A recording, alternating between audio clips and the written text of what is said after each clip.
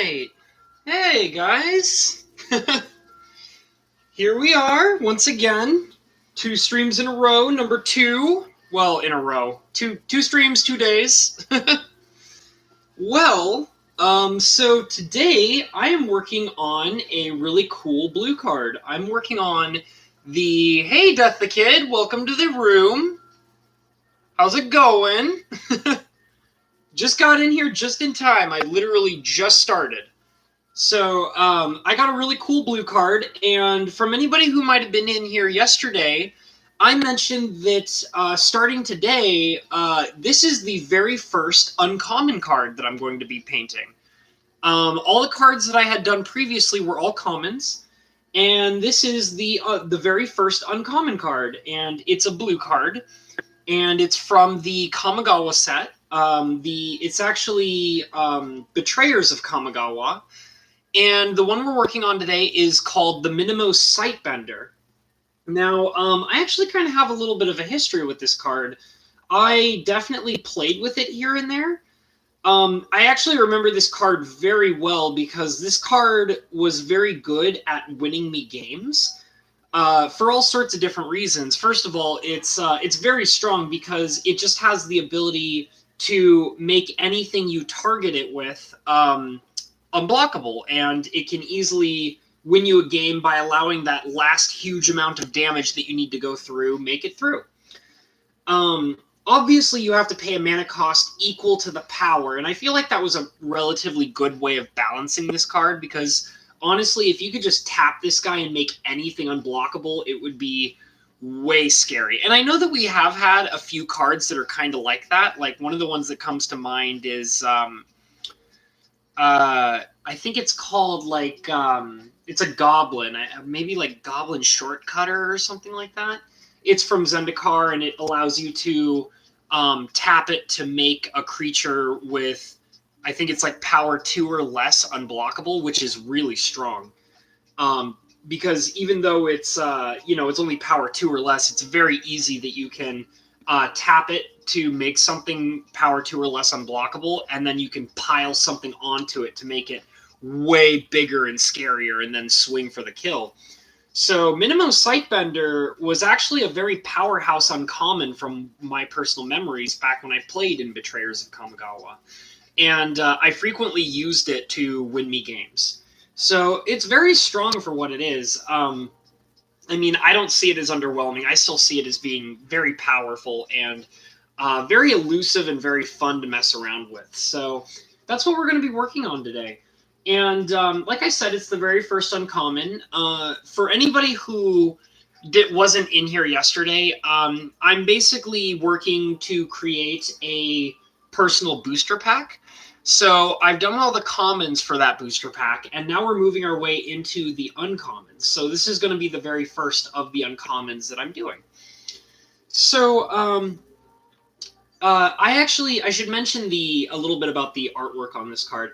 I really like this card a lot. It's very pretty, very different from a lot of the other cards that I've been painting. A lot of the cards that I've been painting previously are very muted in color. They have lots of browns in them, and some of them don't necessarily stand out very well. But what's really interesting about this particular card is it's showing you a scene within what looks to be, like, obviously it's in Minimo, which is basically a giant school where they educate people and things like that, and they teach wizardry and things like that. So, I mean, it looks like you're inside of a really beautiful room of some sort. You can kind of see the waterfalls in the backgrounds, which are very present in the area around Minimo. Lots and lots of gigantic waterfalls and schools floating on rocks and things like that, and it's very beautiful. And I really like how it's got all this golden trim, and it's obviously in some kind of what looks to be a room standing over one of the waterfalls. So this is going to be really fun. It's going to be fun to kind of paint a lot of the gold trim and kind of continue the appearance of the room.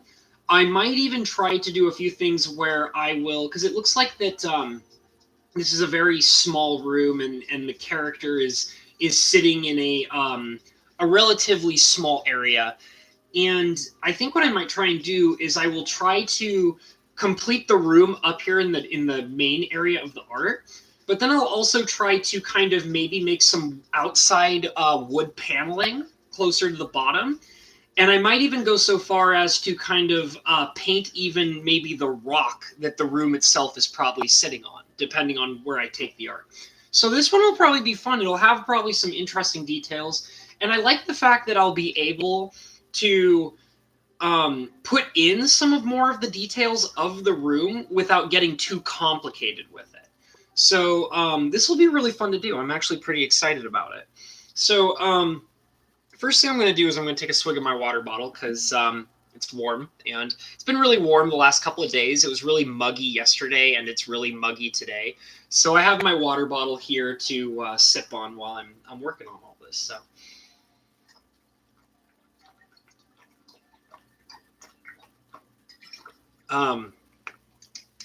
For anybody who probably doesn't know, I drink a lot of water. I drink. I have like this big water bottle, this big nice glass water bottle that I drink out of, and I go through about 2 or 3 of these every day. So I drink a lot of water. I'm not a very big fan of sugary drinks. Most of what I drink is milk, coffee, and water. Um, and I actually, when I was younger, I used to drink a lot of soda, but I don't know. As I got older, I kind of found that I don't really like my liquids to be sugary. I kind of like, I drink coffee because I like the bitter flavor, and sometimes I'll add some chocolate into it. But I'm mostly, a straight water guy. That's just me, and it's not like because I'm saying like, oh, you need to drink water because it's healthy for you, and it's like, no, I legitimately just crave it. Like I legitimately like water, I guess, and that's why I drink so much of it. Because if I liked other things, I would drink those. I'm a guy who lives my life based on what I like. So it's like, if I'm making certain choices that seem kind of weird, it's like, well, the reason why I do that is because I like it, and whatever. So I like water, whatever. Okay, so I'm gonna try and what's really interesting about this particular piece is that there's actually a lot of white in it. So I think I might focus on white to start with, and then I'll probably move over to like a excuse me. I'll probably go from white and then move over to maybe like a peach color, and then I'll like a peachish orange kind of color, and obviously I'll be doing quite a bit of gold. Um, I'll probably work on some brown as well for the rooftop. But let's kind of start with white. Let's just kind of get the white out of the way. I'm trying to see if maybe I should make like a mixed blue color, because I do have some gray here, and I'm thinking maybe I could. What I think I might do is I might just paint a bunch of white all across these areas over here, and then paint, because I have like gray for primer. But I know that if I go over with it with white first, and then start dipping into some gray and put the gray over the white, it'll probably change up the hue so it won't match up with the card primer that I'm using. So let's kind of work with that and see where we go from there. Yeah, so I'm not going to show you guys my palette because the only thing that's on here right now is white and black. And since I'm starting with white, that's what I'm going to stick to. I promise that once I actually get into some color, I will show you guys my palette. So let's just start with the white. So, Death the Kid, I gotta ask, have you looked into that deck list I sent you the other night? Have you been kind of, because I know that I haven't really checked on any of those card prices or anything, but I know some of them are pretty expensive. I built that deck a long time ago, back when those cards were not expensive. So, and like that was like definitely, that was quite some time ago. That was back when I was still living in California. So that was probably around, God, I think the last time I put any work into that deck was probably back in like maybe like 2012 or 2013. So that was a long time ago when I put that deck together. It's basically been the same thing since like around 2012 or 2013. And the only thing that's changed about that deck over the years is you might have noticed in the photo that I sent you that all of my lands are altered. I painted all 10 basic lands in that deck. And I don't know why I did. I just did it for fun.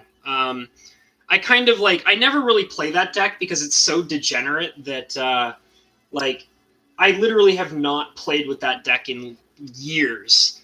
And the only reason that that deck existed was I actually used to use it to shut down, nerds at comic book stores. Like I would get into.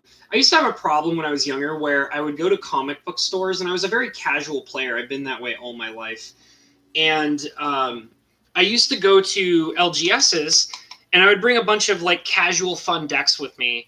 And there would always I would be trying to find somebody to play a game with, like a casual game of Magic, and I would always tell them like, oh yeah, like I'm just playing casual, like there's no particular format, and they'd be like, oh yeah, you're playing some casual Magic.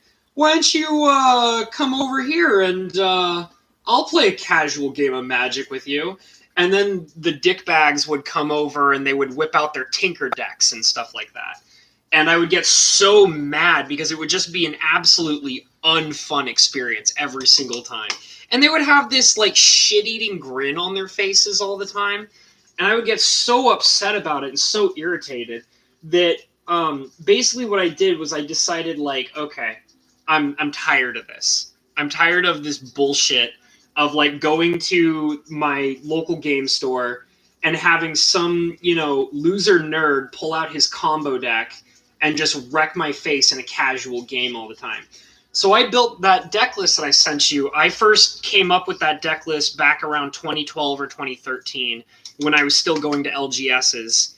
And it might have been actually earlier than that now that I think about it, because I had that deck coming together for quite some time. It may go back as far as 2010. It's been so long.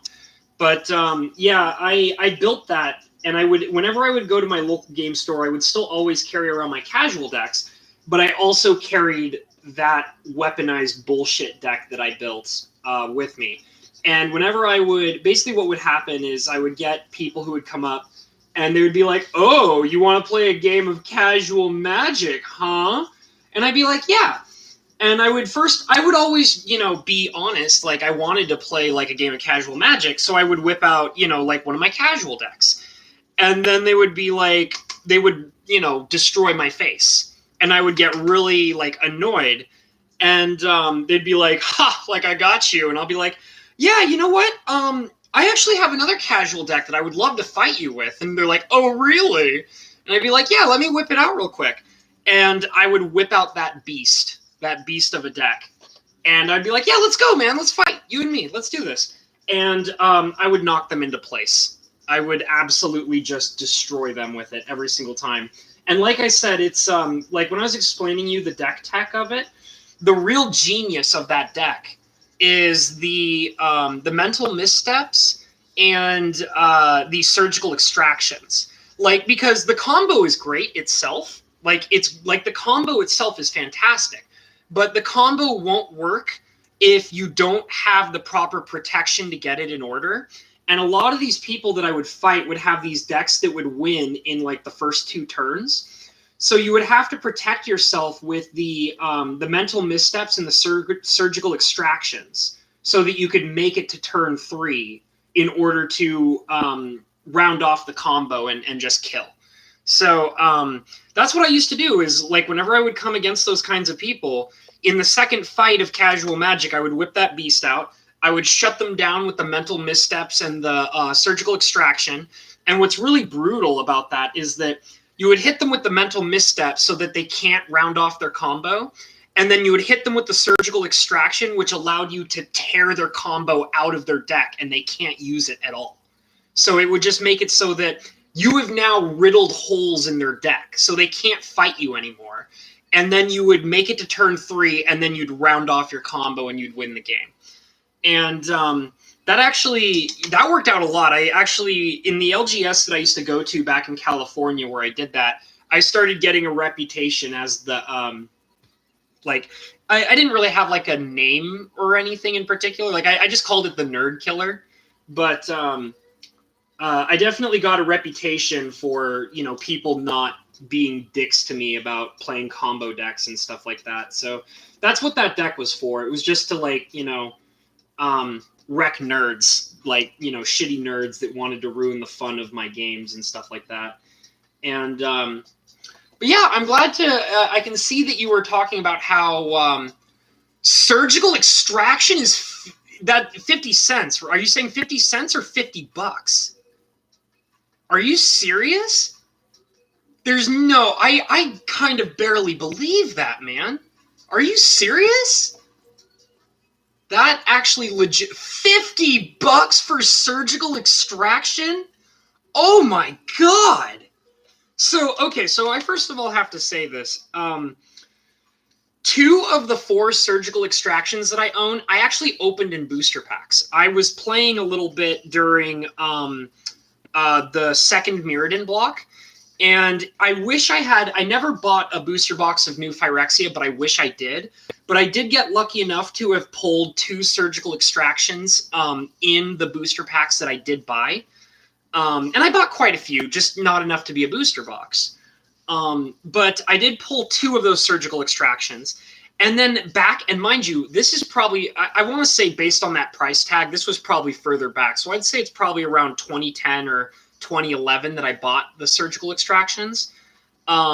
They were like only a few dollars. Like, I want to say they were like $2 or $3 a piece when because I bought, it was, because I think that, one of the surgical extractions was from New Phyrexia, and I bought that for like a couple of bucks. And then I bought the 4th surgical extraction, and I couldn't find any copies of it from New Phyrexia, so I bought one from Modern Masters. And I can't remember which Modern Masters set it was, but it was one of them, and it was only like a few bucks at the time. So that just blows my mind that it's like around $50 now. That's absolutely obscene. I wonder what made it cost that much. I mean, obviously it must be really popular in some particular deck type or something. But man, $50 for surgical extraction, that's just nuts. It's kind of cool to know that those cards have that much value. I did not expect them to be that expensive. Dead serious. I had no idea. So that means I have like $200 sitting in that one deck just right there. That's absolutely bonkers to me. Wow. I guess that's what happens when I stay out of touch with like price tags on Magic cards and things like that. I think Mental Misstep is like maybe only $1 or $2 because I think that card is banned in all formats. Like, you can't play with it, which I understand why it is that way, because that card, like, Mental Misstep is such an obscenely powerful counterspell.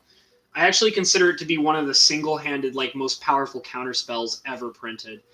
And it was, like, I do enjoy the fact that it exists, but I also understand why they had to, like, ban it in pretty much everything, because it's an obscenely powerful counterspell. Like, oh, so powerful. And I know that Gitaxian Probe is relatively expensive. I don't think it's super expensive, but I want to say it's probably around like $5 a piece or something, which is really expensive for a common, you know?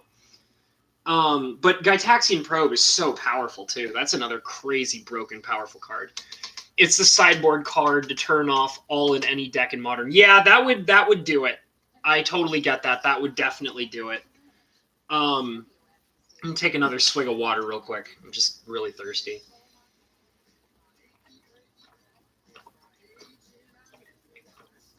But yeah, surgical extraction is so crazy strong because it literally can stop a problem before it's a problem at instant speed.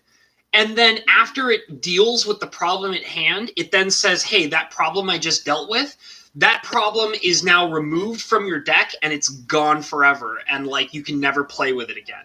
It's so good. And it doesn't even cost anything. You literally, like, you don't even have to pay mana for it. It's so ridiculous. Um, I don't think it's ban worthy, which, you know, like I said, I'm pretty sure it's not banned in anything. But man, is it strong. Um, but yeah, like I said, like I picked those up at a time where they were very cheap. Like you could get them only for like I remember buying because like I said, two of them I got in booster packs, but the other two I got in like I think I bought them for only like $2 or $3. Gitaxian Probe is banned and everything. Yeah, that makes sense. That's another card that's just really powerful. It's like it makes me wonder about Street Wraith though, because Street Wraith is literally just as powerful as Gitaxian Probe. Like they're literally used for the exact same thing. So I'm actually curious to know if that's banned in anything. But yeah, the deck that I have, that particular one, it's just like I said, I designed it for the purpose of getting like basically shutting up people who wanted to take a good time and ruin it, you know.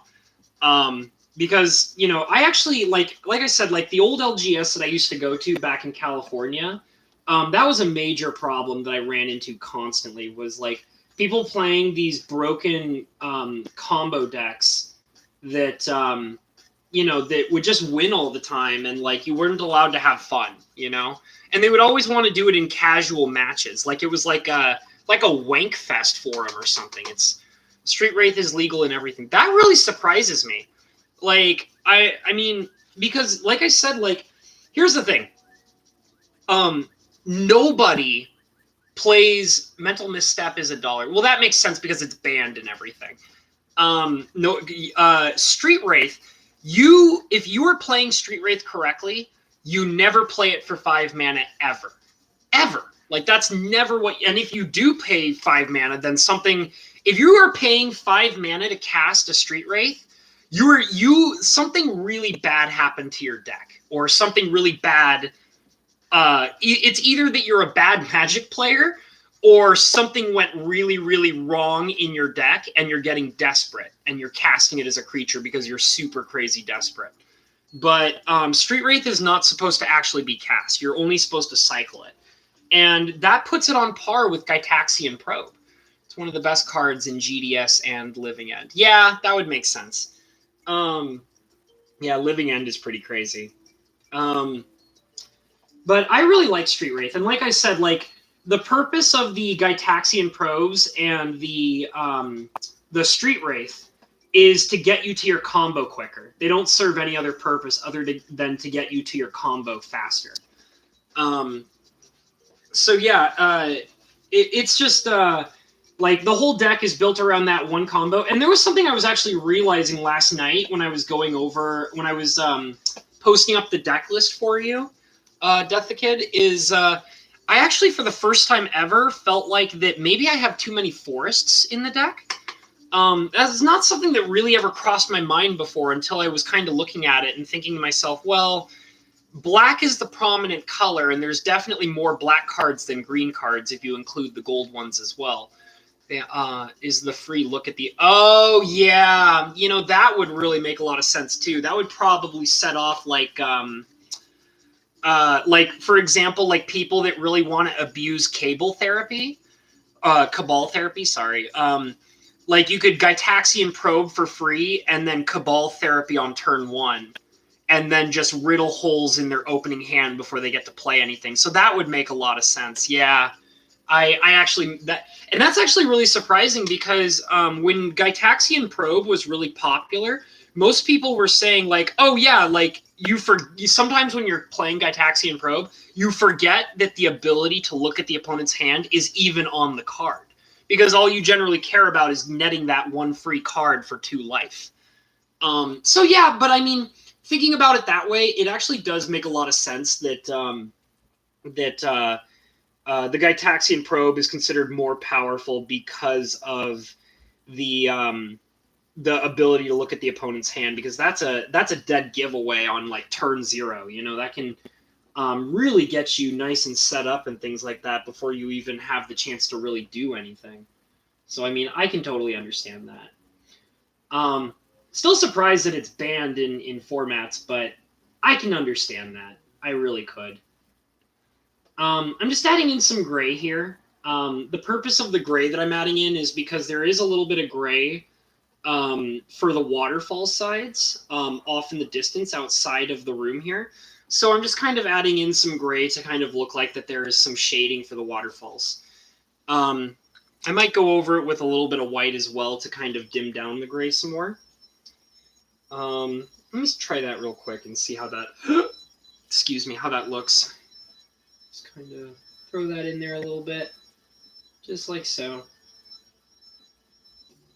And I think that looks pretty nice like that. There we go. But yeah, other than, like, and that's the thing is that, like, once I stopped going to, hey, Mr. Shad, how's it going? I mean, against a combo deck, imagine this, Probe the Cabal, then Surgical the... Yeah. That would definitely do it. Well, that's almost essentially, like, that basically, like, ends the game before it starts. But the whole purpose of the Mental Misstep and the Gitaxian Probe together is it's literally designed to shut down one-turn combos. Like, because that was the major thing that I ran into a lot, is people would lay off their combos on turn 1 or turn 2. And the whole combination of using Mental Misstep to to shut off their combo piece, and then using the Surgical Extraction immediately afterwards for the purpose of making sure that that combo will never go off again for the rest of the game. So, you can't really get off with any shenanigans like, Cable Therapy, which would shut down a whole deck and end the game. But, I mean, it would still do the same thing if you're fighting against somebody that's focused on combo decks. Becca has some shopping to do, but she'll be alone. Okay, that's cool, Mr. Shed. No worries. It's all good. But yeah, it's just that I ran into a lot of that kind of stuff. Like, one of the most annoying things was I would run into Tinker decks all the time. And they would just win on the first turn, and I'm like, that wasn't fun. Like, you suck, I just put Minimo's Sightbender into a Keanu Santiro deck earlier. Yeah, Minimo's Sightbender is really good, man. I like this card a lot. I definitely have some memories in the past of playing with it, and I thought it would be kind of cool to kind of paint one up today, so that's what we're doing. So I think I'm going to add in some actual colors. So let me bring up my palette. And I'm going to start putting in some colors and things like that. And I think I'm going to put all 3 of my main primer colors on here because I feel like I'm probably going to need a brown pretty soon. But one of the colors I really want to focus on is I want to work with some red. So I'll probably be using red and some black to shade the red as well. So that's what we're going to start with here. Going to go ahead and put a little dab of it right there. There we go. And add in some yellow. And I mean, obviously, going back to what I was talking about, that deck that I built, I was very inspired to create it by the very obviously infamous Prose Bloom. But I thought that, yeah, Tinker is very broken. It sucks. And it's funny because I actually own some copies, but I don't I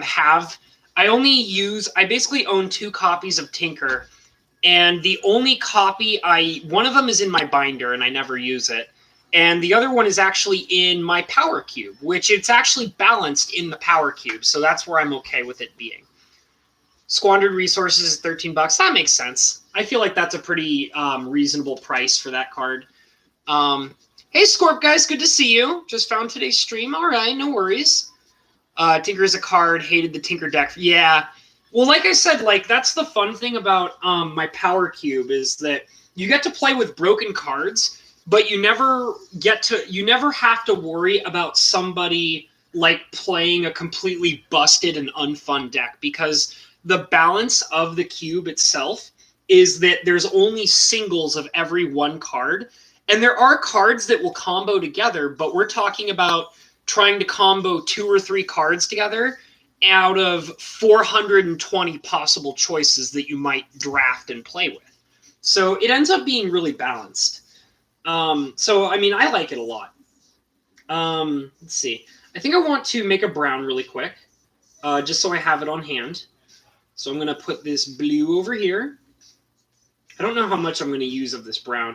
I get the impression that there's actually, I feel really lucky that there's not a lot of brown in this particular painting, because I'm so sick and tired of using so many frickin' brown colors. I assume your cube doesn't have tutor effects like demonic. So I don't actually own a demonic tutor, but I do have tutors in the deck. I have like a, what's it called? An Imperial Seal. I have I don't think I have Diabolic Tutor because I think Diabolic Tutor was too expensive to make the cut. Like in other words, too expensive CMC wise. And I have an Imperial Seal. I have a there's like 3 other tutors in the cube. Like there are tutors. Like tutors are important because it's not like the cube that I play Power Cube. It's not like a King Cube. Like, for example, you would never play tutors in a King Cube because you can't really filter through a King Cube. But in the regular cube, my Power Cube is a draft simulator. Basically what me and my best friends do is we basically make like 5 piles of 21 cards each. And they're all randomized. I basically, every time we do a playthrough of my cube, I deconstruct the cube and then put it back together and randomize it. And basically, you are drafting, and it's like a draft in a sealed pool, kind of. And you basically would like pick your packs, and I would say it's more of a sealed pool simulator than it is a draft simulator because we're not passing the packs between each other. And you just basically like figure out what you've collected in your pool, and then you build a deck based on what you have. So, what is your Imperial Seal from? I'll go ahead and admit it. My Imperial Seal is a proxy. I have a lot of proxies in my cube, and I don't feel ashamed about it at all because I wanted to play with serious power in the cube. So some of that power is in fact proxied. For example, I have Power 9 and they're all fake. But I don't feel bad about it one bit. I mean, you know, I paid $1 for all of my Power 9 pieces, and that feels amazing. But yeah, so there are tutor effects in the cube. And so I made it, by the way, I just gotta say, I made this brown. I'm going to start using it. I'm going to put it over here on this side and work with it. But I do actually have like a bunch of really nice, expensive cards that are real. It's just like things like my Imperial Seal is fake. I have some other fake cards. I have, obviously all my Power 9 is fake, which I'm okay with. I also have, I'm trying to think of some, oh yeah, I have like a Sylvan Library that's fake. Let's see. I'm trying to think of, like, there's a whole list of cards. Basically, I got 50 cards, 50 fake cards for $50, which I thought was totally reasonable. And I just basically, I think out of the 50 cards, only 3 or 4 of them are not in the cube because they were just, you know, like for example, I pulled out a, one of the proxies I pulled out was Chaos Orb. I'm not going to use Chaos Orb. I'm not going to use Chaos Orb. It's a little too much shenanigans for my Power Cube. That's a little bit much. I also pulled out a Power Artifact. And the thing is that I actually originally had the Power Artifact in the Power Cube, but it just 9 times out of 10 it was never used.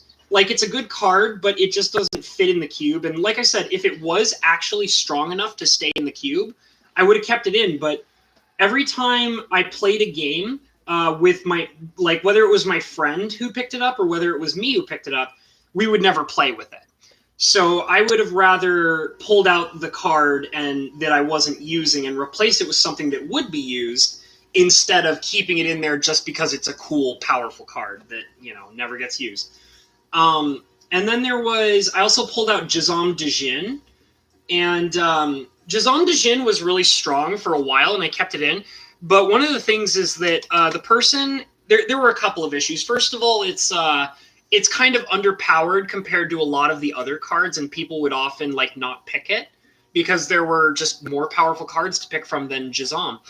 And the other reason why, too, is that when the proxy designers made the Jizam Djinn, they worked really well on making it look as accurate as possible to the original Jizam Djinn. And the problem with that is that Jizam Djinn has a very faded mana cost. So Jizam Djinn is a 4-mana 5/5. The mana cost for the number 2 symbol is so faded that people accidentally frequently think, who don't have experience with a Jizam Djinn in the past, think that it's a 2-mana 5/5. And that was a major problem that I ran into multiple times with people playing my cube who have never seen a Jizam Djinn until they encountered it in my cube. So I just kind of decided that that was another card that needed to be kicked out of the cube. But yeah, pretty much except for those 3 cards, all the other proxies I kept in my cube. And like I said, that includes like all of the proxied Moxes. There is a proxied Black Lotus in there. I do have basically all the Power 9 are in there because everybody always drafts Power 9 whenever they see it in my cube. But the thing is too is that there's a lot of actual like real cards that I have in there. Like they're not fakes that are just really powerful. Like for example, I have what is it? I have a real Mana Vault in there. I have a real Mana Crypt in there. I also have like I have a real Tooth and Nail from Mirrodin because we were talking about that the other day. Hey Cinder, good to see you. Wow, a bunch of you guys kind of came in while I was rambling. Let me kind of see what the backlog is on this here. Shame in having power proxies because the real ones are in the range of playing with them directly is kind of... Yeah, exactly. I agree with you, Scorp. I definitely don't have any guilt about playing with my proxies. And I mean, the thing is that I didn't buy them to, like, you know, trick people and sell them. My goal was literally I bought them to play with. So as far as I'm convinced, if I'm playing with them and my goal is not to sell them, I'm not doing anything wrong.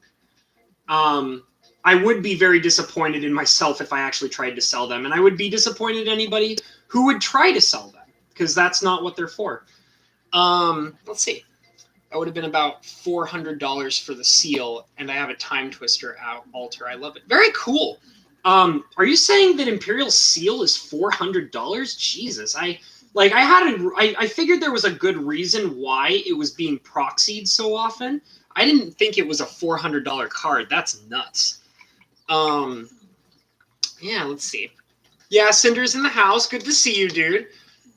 So how many are in my Power Cube? My Power Cube is built out of 420 cards, which is a combination of... it wasn't originally like that. I think my original Power Cube was 350 cards, and then I added... I had like a land base that was set, like a bunch of really powerful non-basic lands that were separate from the Power Cube. And what I was doing was I did a thing called the Land Lottery, where basically like me and my friends, we would pick our stacks of cards, and right before we would start figuring out like what we wanted to play with, I basically created a big old land pile, like, of all sorts of really powerful non-basic lands, and I would tell all my friends to, like, pick one land off the top for each pile of cards they had. So, like, we would have, like, 5 piles, so they would pick 5 lands. But what ended up happening is I ended up having so many non-basic lands. I ended up having a pile of 60 non-basic lands, and I decided that the land lottery was really inefficient. And I came up with the idea that, you know, it would just be better to just take that giant pile of lands and force them into the cube and make them an actual part of the cube instead of making them, you know, randomized through a lottery selection. And that ended up being a lot better because the lands are more important anyways. And when you have a lot of really powerful non-basic lands, it makes it easier to figure out what you want to actually play with. In fact, actually... when me and my friends play with the cube, we actually base what our deck builds are going to be built off of. Like, we figure out, like, our colors and our selections based on what lands we get from our pulls. And that actually helps a lot to, it makes it a lot easier to figure out what we want to play. So like, because sometimes we'll be like, oh, like I'm torn between basically all 5 colors because all 5 colors are crazy powerful and strong. But you notice that when you look at your pile of lands, they kind of pull you towards a main direction. And that actually says to you, like, oh, like all 5 of my colors are really powerful, but my land base is telling me that I should play these 3 colors instead because I'll have better support from my land base. And that's really nice. And once we made that shift, it actually made it easier to play with the Power Cube.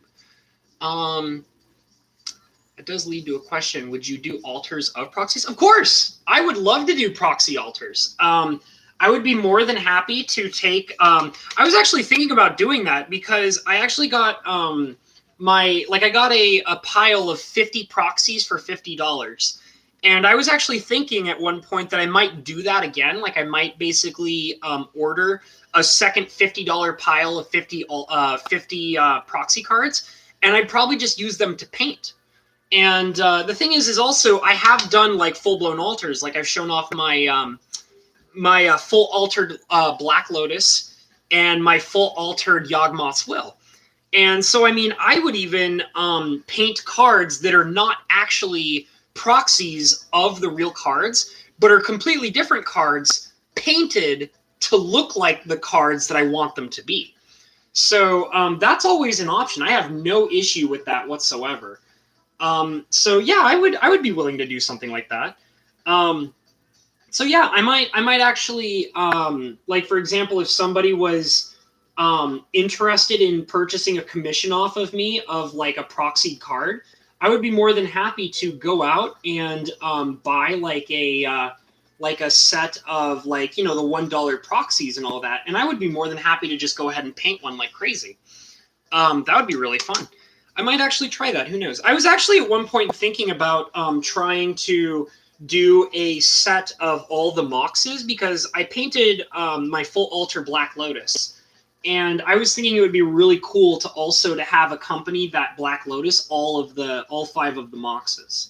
Done in relatively the same way, where like what I would do is probably get a collection of cheap 0 mana artifacts that aren't necessarily anything of value whatsoever. Because my proxy, my full altar Black Lotus is actually a bone saw that I completely painted over and made it look like a Black Lotus.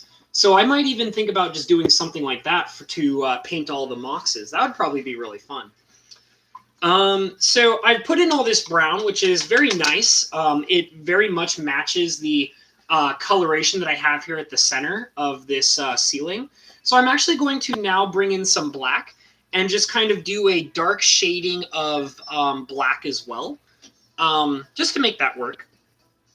And, and then I'll probably start working on making a gold color to start working on the gold trim of the of all the railings and filigree and things like that. So I'll just kind of focus on the black for a little bit here, just to kind of really get the shading down and to make the brown a little darker and match better. So I'm just going to go ahead and work on that a little bit. And I'll be kind of sparse with it as well, because I do know that some of the brown is purposely being left not black for the purpose of having a lighter shade closer to the lighting of the outside area.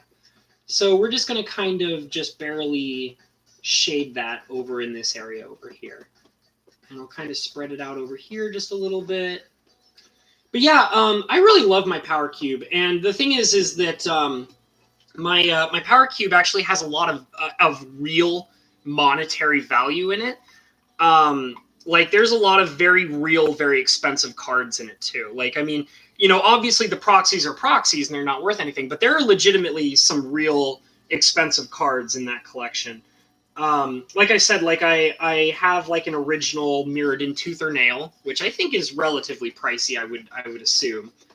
And I'm trying to think of other cards. Oh, I have an original print Vengevine somewhere in there, and I think that's worth a small fortune. I have, what else? There's so much stuff in there. I actually have a list of my entire Power Cube. If Mr. Ashed's in here, is still in here.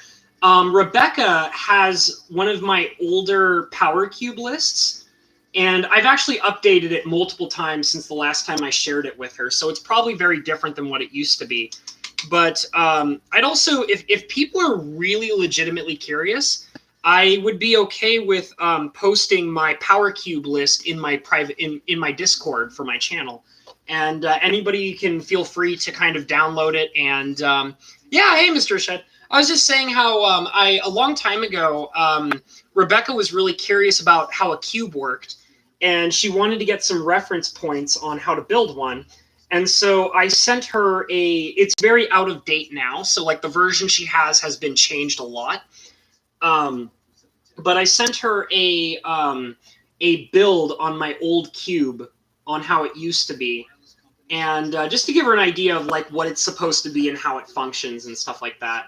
So yeah, but I would be more than happy to post an updated version in the Discord, and you guys can look it over at your own free leisure.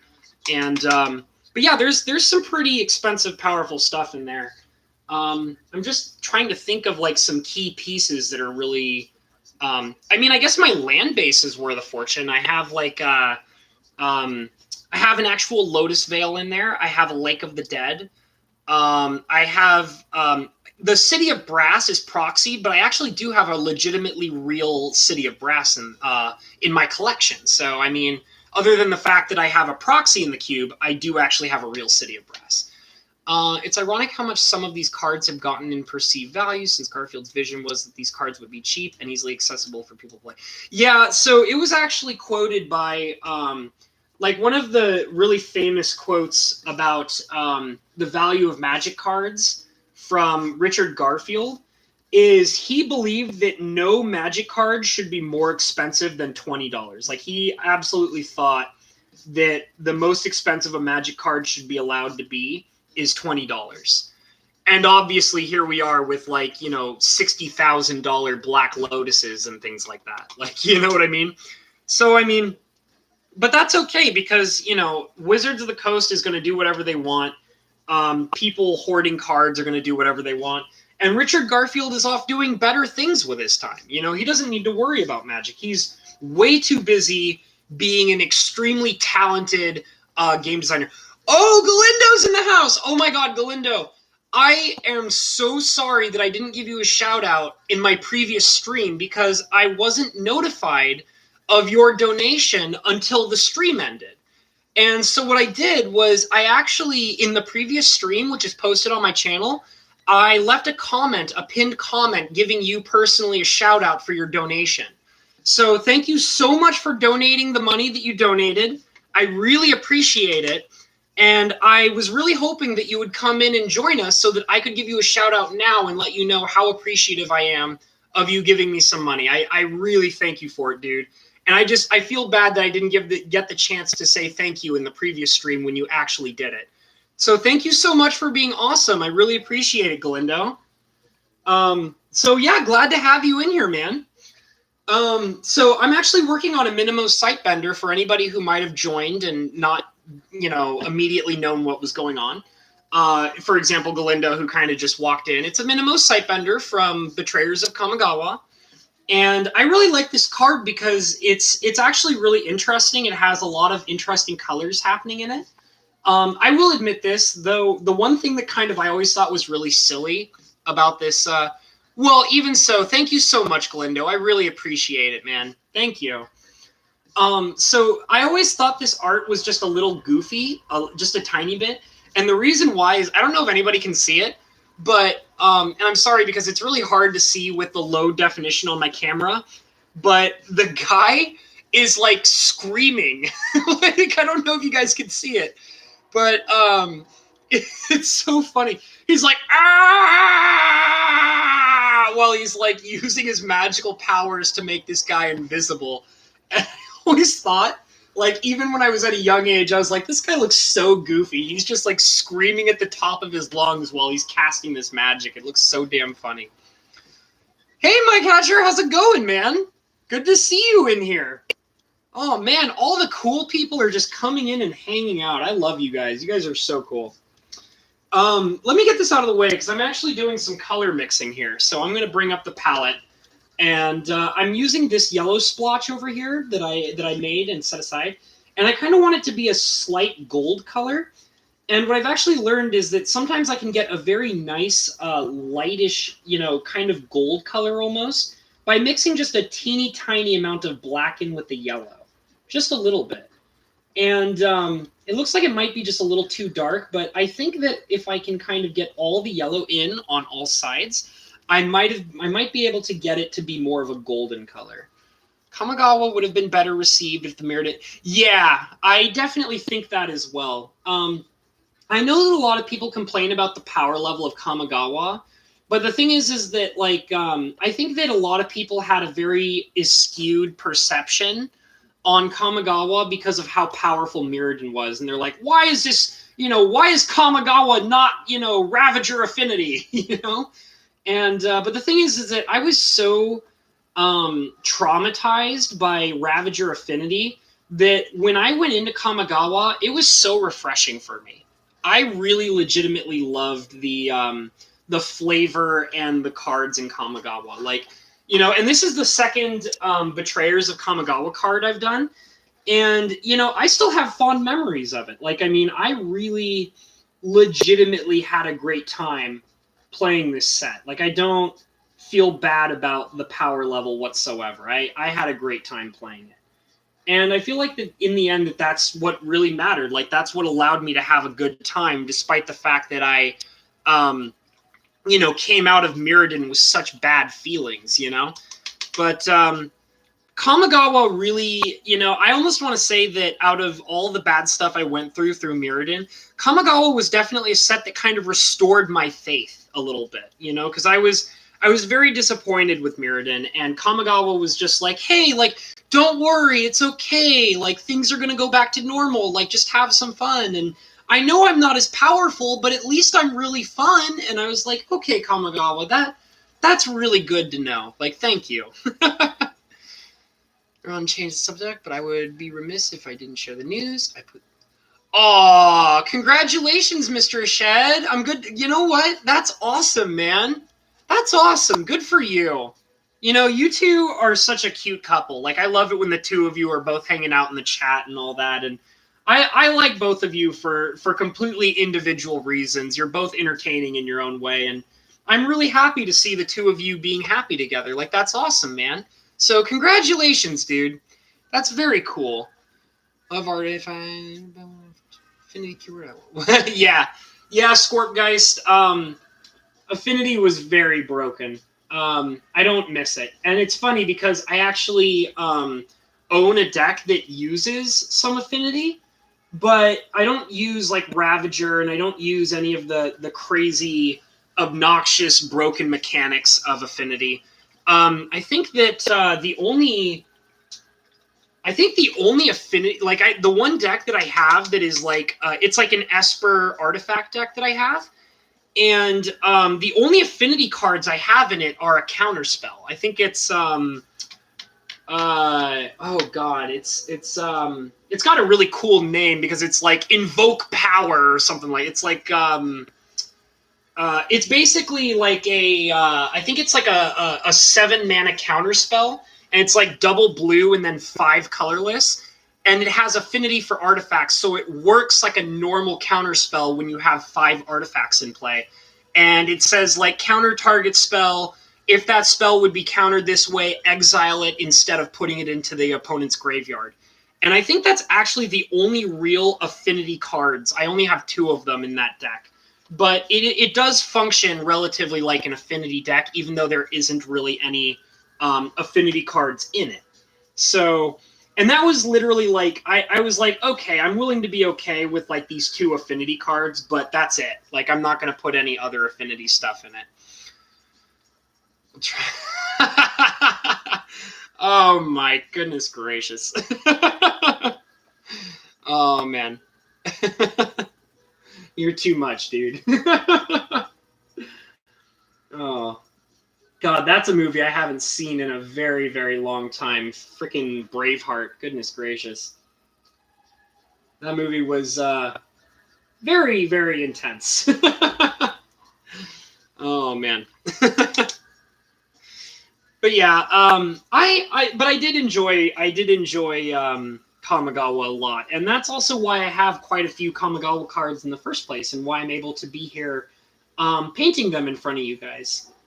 I'm adding a little bit of brown because I'm realizing that even with the gold trim that I have going on, there is a little bit of brown and black that I forgot to put in.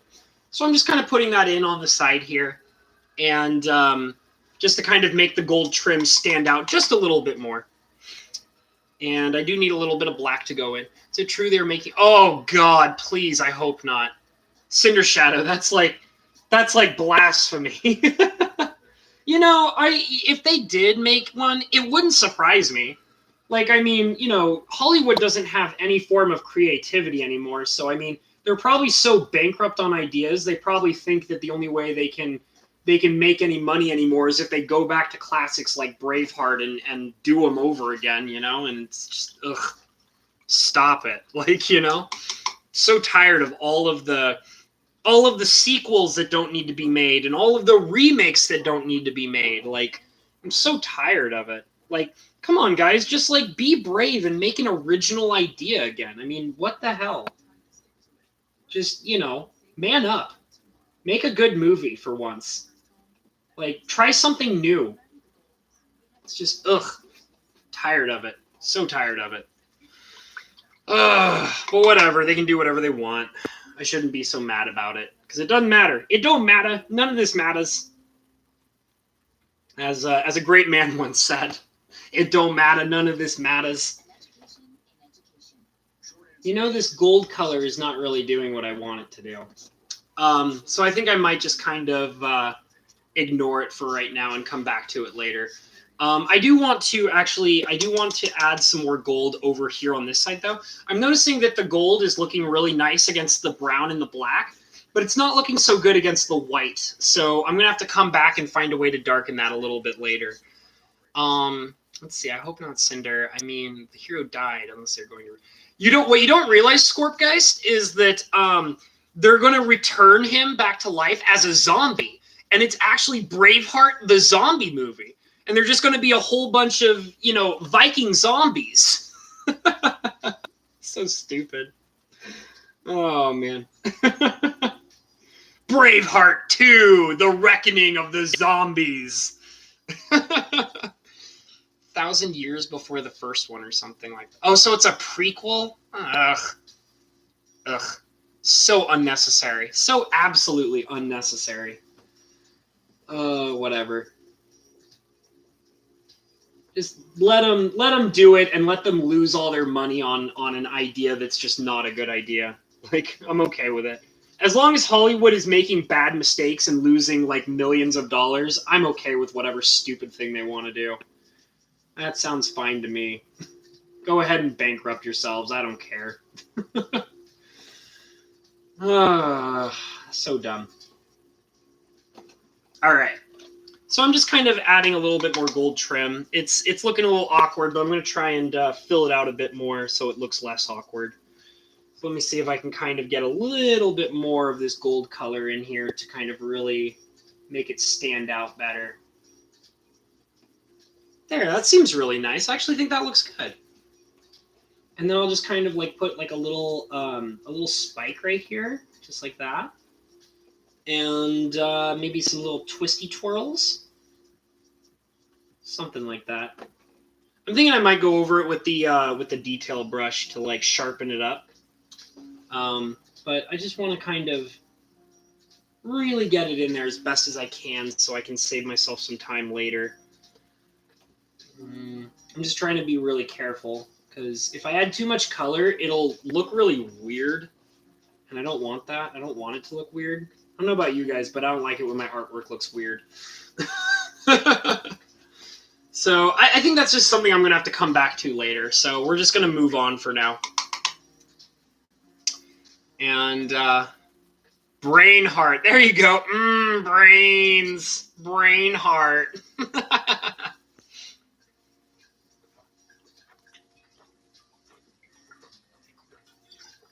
Just having a little bit more water. Okay, let's see here.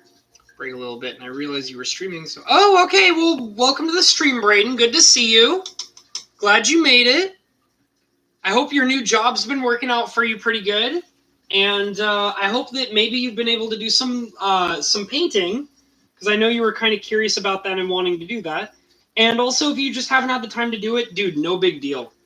I'm actually worried that I might have to change how my painting schedule works as well, because my work schedule is about to get a little weird. So we're gonna see how it works out, and I'll keep trying to keep these streams going at their regular pace, but I'm just not totally sure how that's gonna work out yet. So that's definitely up in the air to be figured out soon. So no worries, man. No worries. I know the feeling. I know the feeling. People that make millions for doing weird or abstract art. Yeah, that's true. That's true. I've definitely seen some really cool ones. On my DeviantArt page, I have like a bunch of favorite card arts, and some of them are very strange. Like I really like them a lot.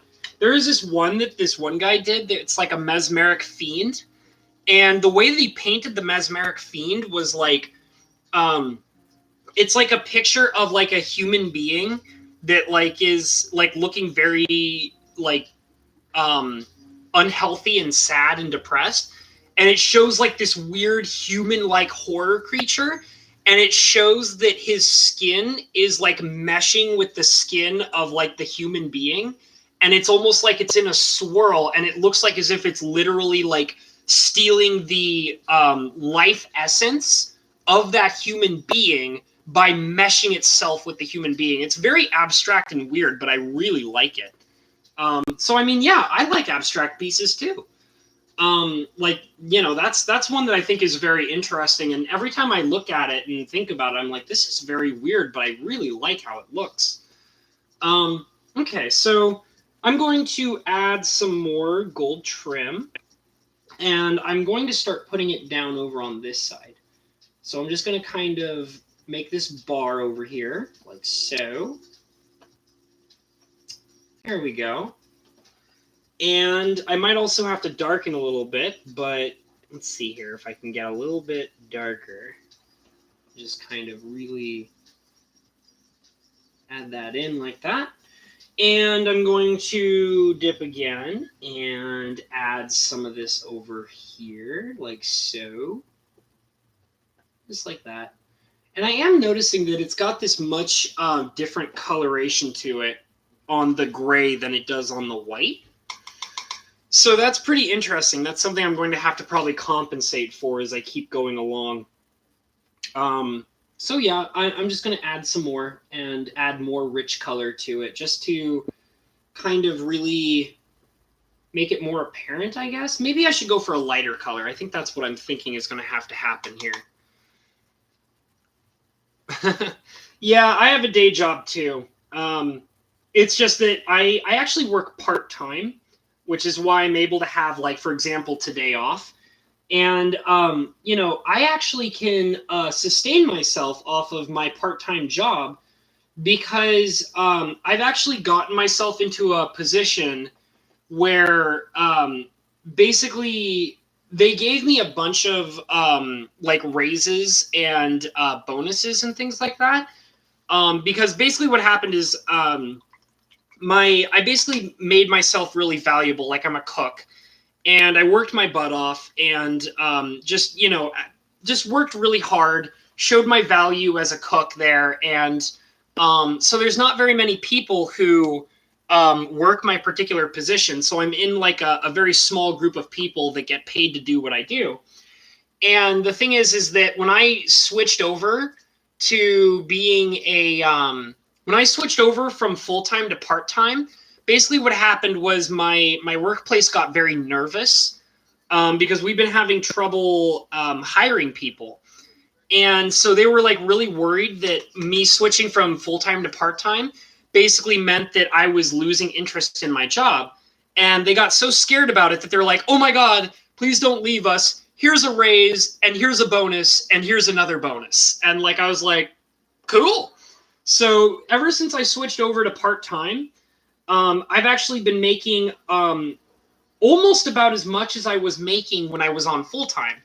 And so I can basically be comfortable as a part-time worker and still make enough money to survive off of.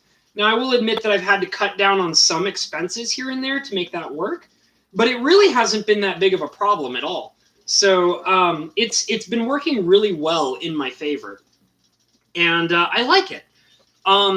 Things might be changing kind of soon with my job, but I don't really know 100%, so I'm not really talking too much about it. But I know the state of my job currently, so that's what it's like right now. Like I said, like my goal right now is I'm working to become a full-time artist.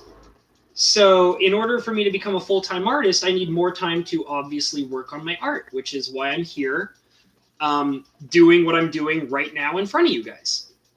And I like it like that because, that way I get to do more of what I want and less of what I don't want, which is, working a full-time job.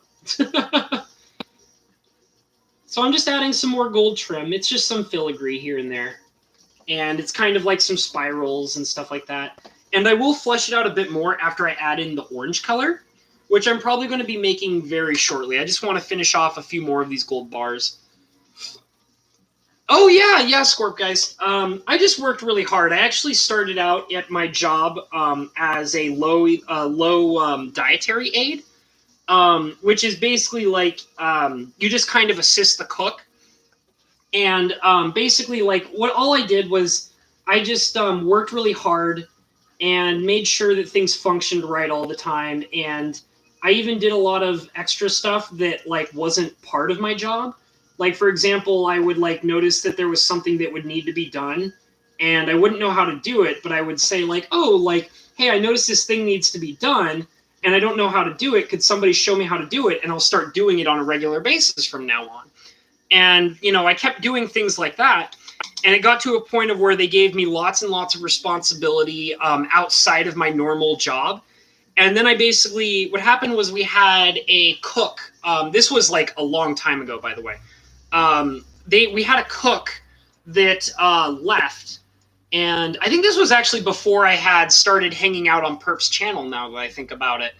But we had a cook that left, and we didn't have anybody to replace that cook that left immediately. And they were really desperate, and I was like, hey, like, I have some cooking experience, and, like, I'd be willing to pick up the cooking job, and, it would be an increase in pay, so, that sounds pretty good to me. Would you guys like to train me to do that? And they're really happy about that because that means they didn't have to hire somebody new and train somebody, completely new. So they trained me to be a cook, and that's kind of how I got to where I am now. So I have like all these responsibilities as a cook and stuff like that. And I mean, I had a major upgrade in pay, and it's my responsibility to close down the kitchen on a regular basis, like because my shift is the last shift, so I have to clean everything up and make sure everything is put away correctly, and make sure everything is shut down properly, and then I have to lock the whole place up, and so forth, and things like that. So it's been pretty nice, and like I said, it's because I kept striving to be better and work harder at that stuff that eventually I just got to a point of where I was allowed to do less work but be paid more than the amount that I was doing less, because I had so much responsibility and my quality of work was just very good. So I worked pretty hard for that. And like I said, like now I'm at a point where, because I worked so hard for that and got to where I was, that I'm now allowed to actually take less time at work and spend more time on what I actually want to do, which is being here doing this. So yeah, I'm pretty happy right now. And even though I'm kind of dealing with some weird life stuff right now, I'm still pretty happy. It takes a lot more than just a few crazy life events to really get me down. So, and I mean, as long as I'm here, doing my painting thing and having a good time, I'm not going to be upset. Like, no way. There ain't time for that shit. I don't got time to be mad. I ain't got time for that. Oh, I'm sorry. I'm mixing colors and I'm not showing you guys what I'm doing. So basically I had a red and I'm mixing in a yellow, and I'm kind of trying to make like a peach color. I'm thinking that I'll probably have to add, first of all, more yellow to get closer to a more orangish color. And then I'm going to have to add in some white so I can lighten it up very significantly to actually have a more peach-like color. So that's kind of what I'm doing, just kind of setting that up. So yeah. But yeah, I mean, I really expect that, I might be going through some hard stuff right now, but I know that I'm going to get through it. And like I said, like I'll keep you guys updated on the Discord, because I'm not 100% sure like how all this stuff is going to affect my streams and things like and my artwork. But I do have a concern that I might have to like change up my schedule of streams, and I might have to, I might not have as much time as I did before. So it just really depends. And I do want to keep you guys updated and stuff like that. So that's something I'm going to have to figure out very, very soon, because I'm coming up to kind of a crunch time, But yeah, everything's fine though. So yeah, I'm just trying to get closer to this peach color. And now I'm going to get into some white here. I'm going to kind of take as much of this white out as I can. And I'm noticing that my white is already starting to... White is the color I go through the fastest all the time. It runs dry really quick because I use it like... It's pretty much one of the first colors I set up. So it runs dry very fast. And I use it up very quickly because I'm using it to like lighten up other colors and things like that. So I'm probably going to have to lay down some more white pretty soon. This is looking, from my angle, relatively peachy. I think I might add just a little bit more white, though. I'm not 100% sure yet. Yeah, I'm looking at the card off to the side, and I think I'm going to add some more white, just to make it more of a peachy color. Because life is peachy, right, guys? That's also my favorite Korn album. For any of you who might be Korn fans, my favorite Korn album is Life is Peachy. So yeah. I actually don't really listen to Korn anymore. I don't know. I mean, I do know that they still make music and all that, but I don't know. I feel like that a lot of their more recent stuff, it's more like the Monkey Show than it is Korn anymore. Because I think so many of the original band members are gone that I think like I think there's maybe only 2 of the original band members of Korn still making music. And pretty much all the other band members are just new people. But I don't know if any of you guys listen to them, but palette work for what you do. So actually, my palette has a special coating on it. This paper that you're seeing, it's actually like, I don't know how to describe it. It's like a wax paper almost. And that allows it so that just like the paint is easier to manipulate on the palette. And it also makes it so that it's very easy to like take the colors off and reuse the paper as well, because they'll just peel off. Like, I mean, you'll probably notice that some spots, like for example, like right here, you'll notice that there's like this weird like ripping in the colors and stuff. That's because like what I do is like after I finish painting and the paints are all dried off, I actually like rip off the paint skin, because I actually like to reuse these papers multiple times, as you can tell based on how this looks. Because the paint palette papers are pretty expensive. I have a pad of them, and they were given to me as a gift, but I do also know that they're relatively expensive.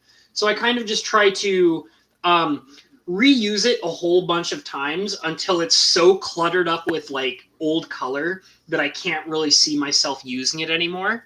But yeah, it's a nice like wax paper, and you'll notice that like on the opposite side of the paper, it's not wax. So let me bring it over where you can kind of see it better. But the other side is not wax, but this entire side is actually waxed. And that just makes it easier to smooth out the colors and use them more. Something I've used sometimes when doing minis, but that is a lot less paint than you are using. Yeah, I don't think I've ever worked with a wet palette before. I've never really thought that I've needed to use a wet palette, but I can kind of see where that might actually matter in some cases. So, I do just fine with what I got here. I've never really had a particular issue. And I think the wax coating on the paper helps very significantly. So I got this peach color, and I'm going to just start putting it in. And right away, I can see that it actually meshes very, very nice with the rest of it. Like, it looks like it's barely discernible from the rest. Oh, hey, Pink Wizard! Pink Wizard, Peacock Wizard. The pinkest of the legendary wizard Peacock Pink Bird. How about that? How's that for a name slaughter? Good to see you, man. I'm glad to see you in here. Art supplies are nuts for those not in the know. Yeah, they can get really expensive. That's why I always, for new people who really want to get into painting, but they're not sure like where they stand on it, I always tell people to buy cheap paint supplies at like Walmart. Because like Walmart has very cheap paints, but they're good. Like they get the job done. Like most of my paints are Walmart paints. And I will admit, I actually do have a collection of very nice, high quality, expensive paints, but I don't feel like that it's necessary to have to start with those. And I actually encourage most people who want to start painting to go and buy cheap paint instead of buying, very expensive paint that they have no experience with. Because it's better to, spend a few bucks trying to figure out whether or not you're going to enjoy what you're getting into, rather than spending a small fortune on high quality stuff and then realizing that you don't actually like what you're doing, and now that money's all gone, So, stick with your cheap paints first, because that's the way that I started. And honestly, like that's frequently the way that I still go. But I do actually have some nice expensive paint supplies. It's just that I don't know. I kind of have just grown accustomed to using the cheaper stuff. I have a lot more familiarity with it, and it's just more comfortable. And I like the idea of knowing that I can just at any moment head over to Walmart and buy myself some really cheap paint supplies and still feel comfortable, sleeping at night knowing that I didn't spend this crazy amount of money just so I can paint something. So yeah. And I mean, like I said, if you want to be that guy who, is so into painting that you want to buy the higher quality stuff, then yeah, go for it. But for anybody who's brand new to it, I really encourage you starting with cheap stuff. That's just the way to go about it. In my opinion, anyways. How's foil done? It's actually really interesting. There was I think there's like a YouTube video that I watched not too long ago, that talked about how to do foil cards. And there was also a really interesting, on my DeviantArt, there was this one artist I was following who took a very deep interest in altering foil cards. And he had such a fascinating method. He did this, I think if I remember correctly, what he used is he would use nail polish remover to get the coloring off of foil cards. And he would also use it to manipulate other colors onto the foils. And you know what? Let me see if I can find that real quick. I'm going to link that in the description, because that is actually a really interesting style of altering cards that I feel like you don't really get to see all that often. Let me see. It's in here somewhere. I know it's in here. I'm looking through my my favorites page for DeviantArt. I know it's in here. Where did I put it? Oh, darn it. I don't know where. Oh, there it is. There it is. Okay, hold on. I'm gonna post a link in here, and you guys have to check out this really interesting. This is a guy who alters foils, and he actually has like this whole method for it, and he's really good. Yeah, acid tone. There you go. He's got this really interesting method, and he does a great job. He does an amazing job with. Okay, hold on a second. My keyboard's acting weird. Hold on a sec. Why is it not? Okay, there we go. I'm going to post a link in here. And feel free to check that out because this is a guy who does he does like different kinds of alters, and he loves working on foil cards, and his methods for altering foils is absolutely fascinating to me. I was following him for a while, and I have never actually tried to alter a foil card, but his method is really good, and I got to give him a lot of credit for it. I really want to kind of try to learn how to do that myself eventually, but I'm not. That's not where my current style is right now, and I do plan on eventually maybe trying it someday. But um, I that's why I keep tabs on these various different artists. Is all the artists that I follow on my DeviantArt page, I follow because they all do interesting styles of altering cards that I've never tried before, and I kind of try to try my own version of what they do. And like I said, like he is a guy who I've wanted to attempt. Like I've wanted to attempt his method on altering foil cards, but I just haven't actually had the time or the ability to do so.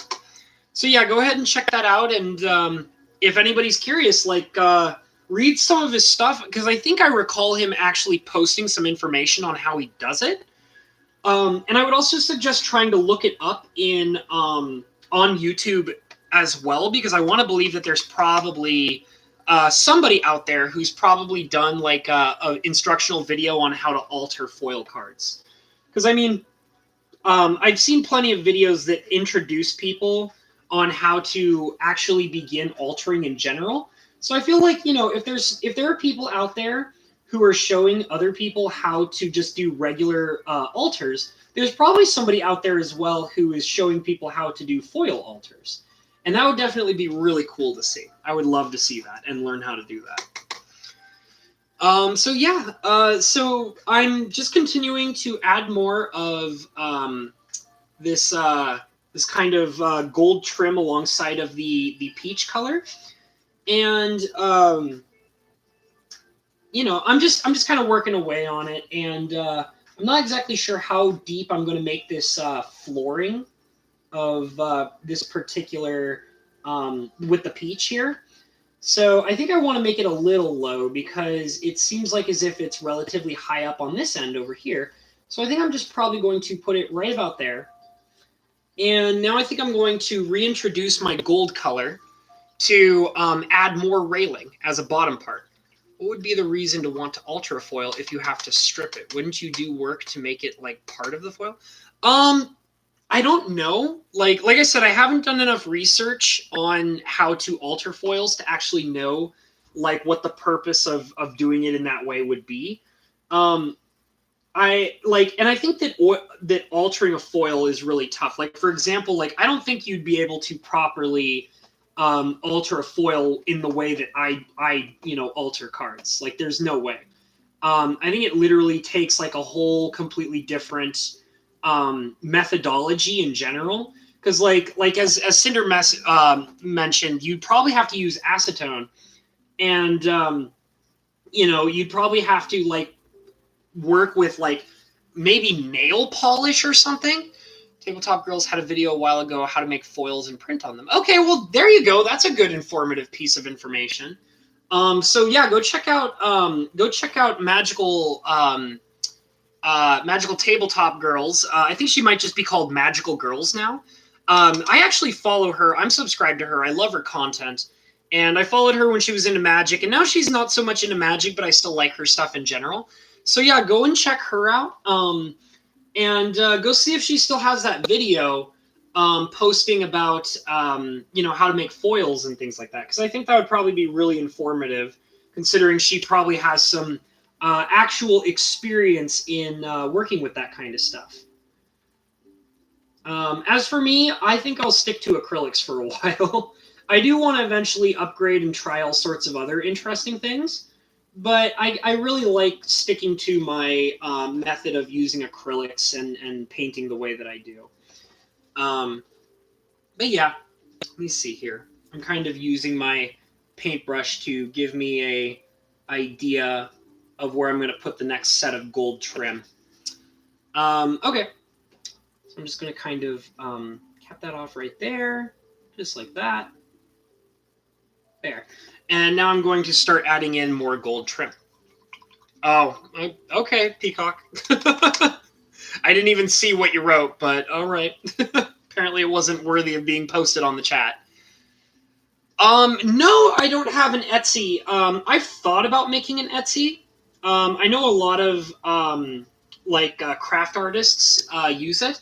I also tried recommending Etsy to my stepmother, who was trying to look for a platform to sell her own stuff on there. Because my stepmother, who gave me all of the really cool painting supplies that I have, she actually makes jewelry. She's a jeweling artist, and she's very, very good at it. And I tried to encourage her to go over to Etsy and make an account over there, but she never got into it. And I mean, I've thought about doing it, but I've just never actually done it. So I use DeviantArt a lot. And but I mean, you know, you can sell stuff on DeviantArt, but that's not what I use it for. I use DeviantArt to research. I post my own stuff on there, and I also research other artists and learn methods and things like that. But I mean, I guess I could probably look into Etsy and see if I can probably that might be a good way to kind of expand my reach on who I can sell my stuff to. One of the concerns I have, though, is I kind of recall that Etsy has like a relatively expensive membership fee or something like that. So I could probably look into it a bit more to find to do some more research and find out like what their rules are on that.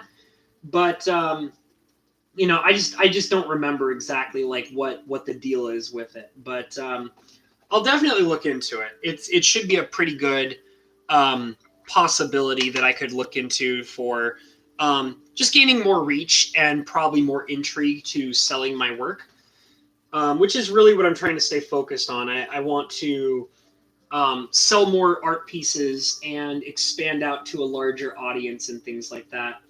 So that's probably that might be something I want to do. I don't know. I don't know 100% yet. Not sure if I like what I'm doing with this yellow coloration. It's very weird. I'm trying to get it just right, and I don't know.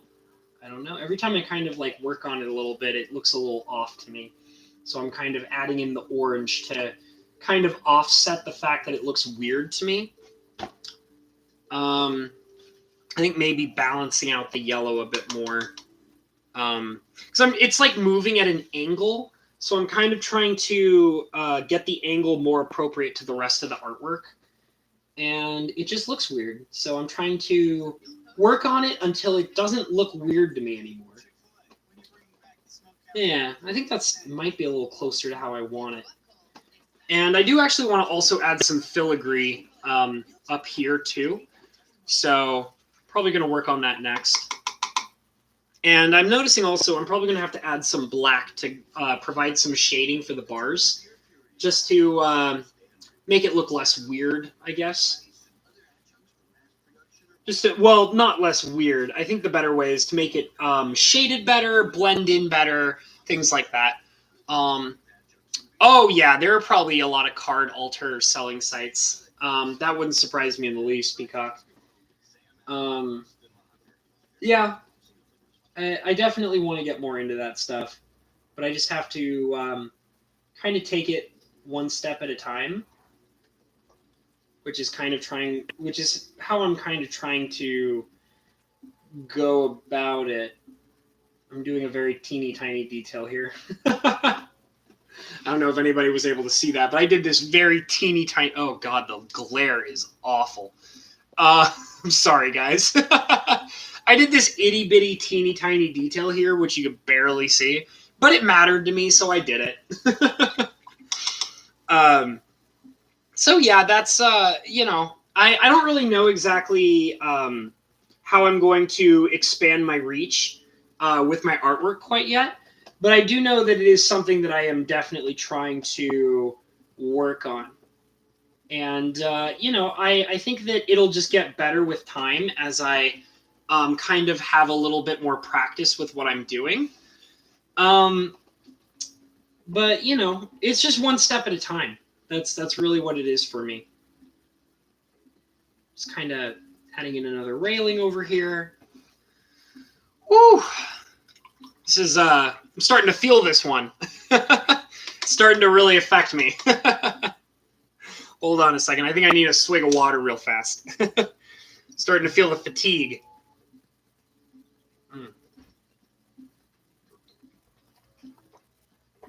Well, that was the last of my water, so hopefully I'll it'll be a little while before I feel like I need to go and get more water.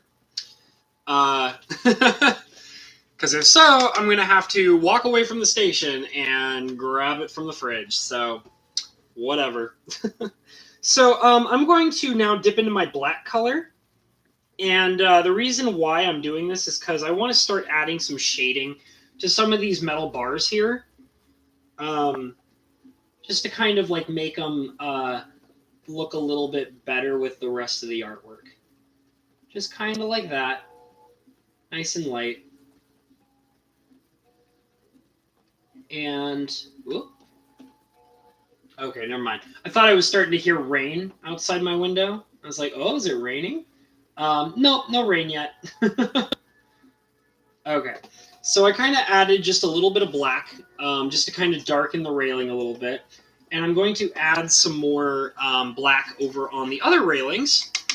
And this is just to really get that that shading in and make it look more like it's you know, in the foreground and such, because you know they have like this kind of gold trimming with like various different metallic shades and stuff. So I'm trying my best to kind of replicate that just a little bit. And it's a little dark, but that's okay because I know I can spread it out a little bit and kind of make it fade so that it basically fits more in tone with the rest of the gold appearance. And that's kind of how I'm trying to do it right here. Just a little bit. And just a tiny bit up here as well. Just very light. Yeah, it's getting there.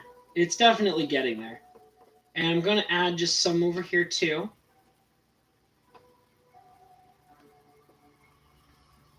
And adding it to the spiral.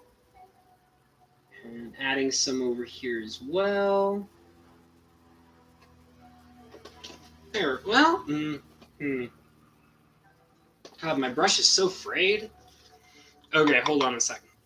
Let me kind of get a second dip here into my black color. And I'm going to kind of try to very lightly, just kind of add a little bit, like so. And adding it to that edge. And bringing some alongside here again. And adding some over here, as well as kind of adding a little bit of shade. And now I'm going to carefully, very carefully kind of add it over here. Because it's very light on this particular area. So I just kind of want to be a little more careful with how I'm doing it. There's lots of little tiny shade details on this particular piece of art. And it's very interesting because like there isn't a lot of like color and like small object details, but there is a lot of like very careful amounts of shading all throughout this piece of art. So I gotta kind of have to be careful with that and just as best as I can kind of like add some of that shading color into the actual artwork. And for the areas that seem a little bit too dark, I know that I can basically go over it with my gold color again. And if I do that, it will actually provide a layer of yellow over the black that is too dark. And it'll actually probably fit it better and make it look more like a gold color anyways. So that's kind of what I'm trying to, blah, blah, blah, blah. That's kind of what I'm trying to do with this black right now. Because I know it looks just a little weird, just a tiny bit weird, but I know that I can fix that. And that's the classic, you know, like that's what I like about being able to make mistakes with this kind of stuff, is that you'll find, like, I mean, I've talked about this a few times, but when you make mistakes when you're painting cards, it's very easy to just simply like fix those mistakes by introducing other colors into it. That's a little too dark. I'm gonna rub it off just a little bit more. Like, because I know that especially with black, what's really nice about black is that you will sometimes like accidentally add black in a way that you don't want it because it's too dark. But what's really cool is that black is really good at darkening other colors when you're layering other colors on the top of it. So like, because like I can say to myself right now, I can very clearly see that this black is too dark in certain spots. But I also know that I'm definitely not done with it, and I'm probably going to go over it with another shade of yellow. And going over it with another shade of yellow will allow the black to make that yellow just slightly darker and make it look more like an actual shade of gold. So that's why I'm not concerned about the fact that the black is too dark in those spots. So I'm going to just keep on working with this black. I really like how it's coming together. And I want to just kind of really get some more black on there just to kind of give it that more shading. And this is a bit dark, but that's all right. Here, I'm going to actually rub it off so I can stop making it so dark. There we go. And I'm going to put it over on this side as well, just like this. That actually looks a lot nicer. That's a little bit, well, it was looking nice, and then I made it really dark again. Well, that's fine. That's how it goes sometimes. So I'll just keep on adding that in, just like that. And I'll go ahead and add just a little bit over here as well. Just like that. There we go. Just a little bit more. Okay, so now I'm actually going to go back into my yellow color, and I'm just going to basically go over all that black again. But this time, instead of going over the black with more black, I'm going to go over it with more yellow. If I can, my yellow is starting to dry out too because I'm using a lot of it. Okay, so here we go. I'm going to just go ahead and add that in. Just like that. And I'm going to add that in on that side as well. And I'm not using the gold color that I was using before. I'm actually using a like a base yellow. So that could also be why it's not why the black is not fading as well. But I know that I can still change the color, and it'll probably come out nicer once I actually change the color again. And that's another thing too, is like also working in layers. So like I can like add this layer of yellow to it, and then I can let it sit and dry, and then I can come back and add another layer of yellow, and that'll probably also help clear it up just a little bit more. There we go. Okay. And now I'm going to get some more yellow. I'm starting to, ooh, that yellow is very thin. Very thin yellow. Okay. So now I'm going to just go ahead and keep working on that, just like that. It's not quite doing what I want it to do. So you know what? I decided that this yellow is not cooperating in the way that I want it to do. So I'm going to actually just make a new color. Hey, Rebecca, good to see you. Hey, Richard, you guys just walked in, huh? All right, well, welcome, welcome. I'm working on a Minimos Sightbender today. And I've made a pretty decent amount of progress, but I'm actually having a epic battle with my yellow. It's not cooperating the way that I want it to, and neither is my black, apparently. So I'm basically going to start mixing a new color, and the goal is going to be that I'm going to try and make a more golden color. And the whole point is that I really need to cover up all this yellow and black so that I can get that darker gold color that will better blend in with the rest of this image. So I'm going to take the card out of the way. And I'm now going to bring my palette back up. And I actually ran out of yellow. I was like squeezing it here and there, and there's basically nothing left of it. So I'm just going to, oh, hey, Bo. Wow, all of you suddenly just hopped right in. Wow, very nice. Glad to see you all in here. I feel like I might need to, because I just had like 3 people walk in. I feel like I need to kind of show off the card, even though I'm about to do a color change here. So today we're painting a Minimo Sightbender. This is actually the very first uncommon card that I am making out of my entire pack. So I was working on a whole bunch of common cards, and now I am working on the very first uncommon. So, and I feel like I'm also noticing that there are some people in here who probably don't know the great reveal that I made yesterday about what I'm doing. So basically what's going on is I decided, and I kind of like had an idea that this is what it was going to be when I first started doing this stuff. But now I'm kind of developing it better and making it a lot more solid and working on it. Is basically all these altars that I'm doing are for the purpose of making my very own Masters booster pack. I'm creating a, basically what I'm calling it is Spicy Masters. And the whole point is that I am creating my very own, God, this yellow is like gone. Luckily, I bought a new tube of yellow not too long ago, but I'm just trying to use all that's left in here. So basically, I'm creating what I'm calling right now a Spicy Masters. It's going to be a 15-card booster pack. And it has all of the normal amounts of cards that a normal booster pack would have. So I finished all of the commons in the booster pack that I'm creating. And now I have, this is the very first stream that has an uncommon in it. So now I'm working my way towards making all the uncommons.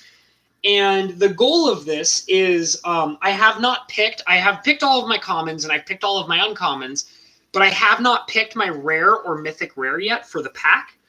And I even have an idea that I'm going to be trying to seal the pack of cards as if it was an actual booster pack. So whoever buys it will end up getting a sealed booster pack of all these altered cards. And the starting off price for it is going to be $500. And the thing is that that's actually cheaper than buying 15 $50 cards that I'm doing. So that's the goal, is I kind of wanted to make this special booster pack, and it's also going to be cheaper. So it is going to be $500 for the pack, but that's, like I said, much cheaper than doing 15 commissions in a row. And I still haven't completely solidified all the ideas that I want to do.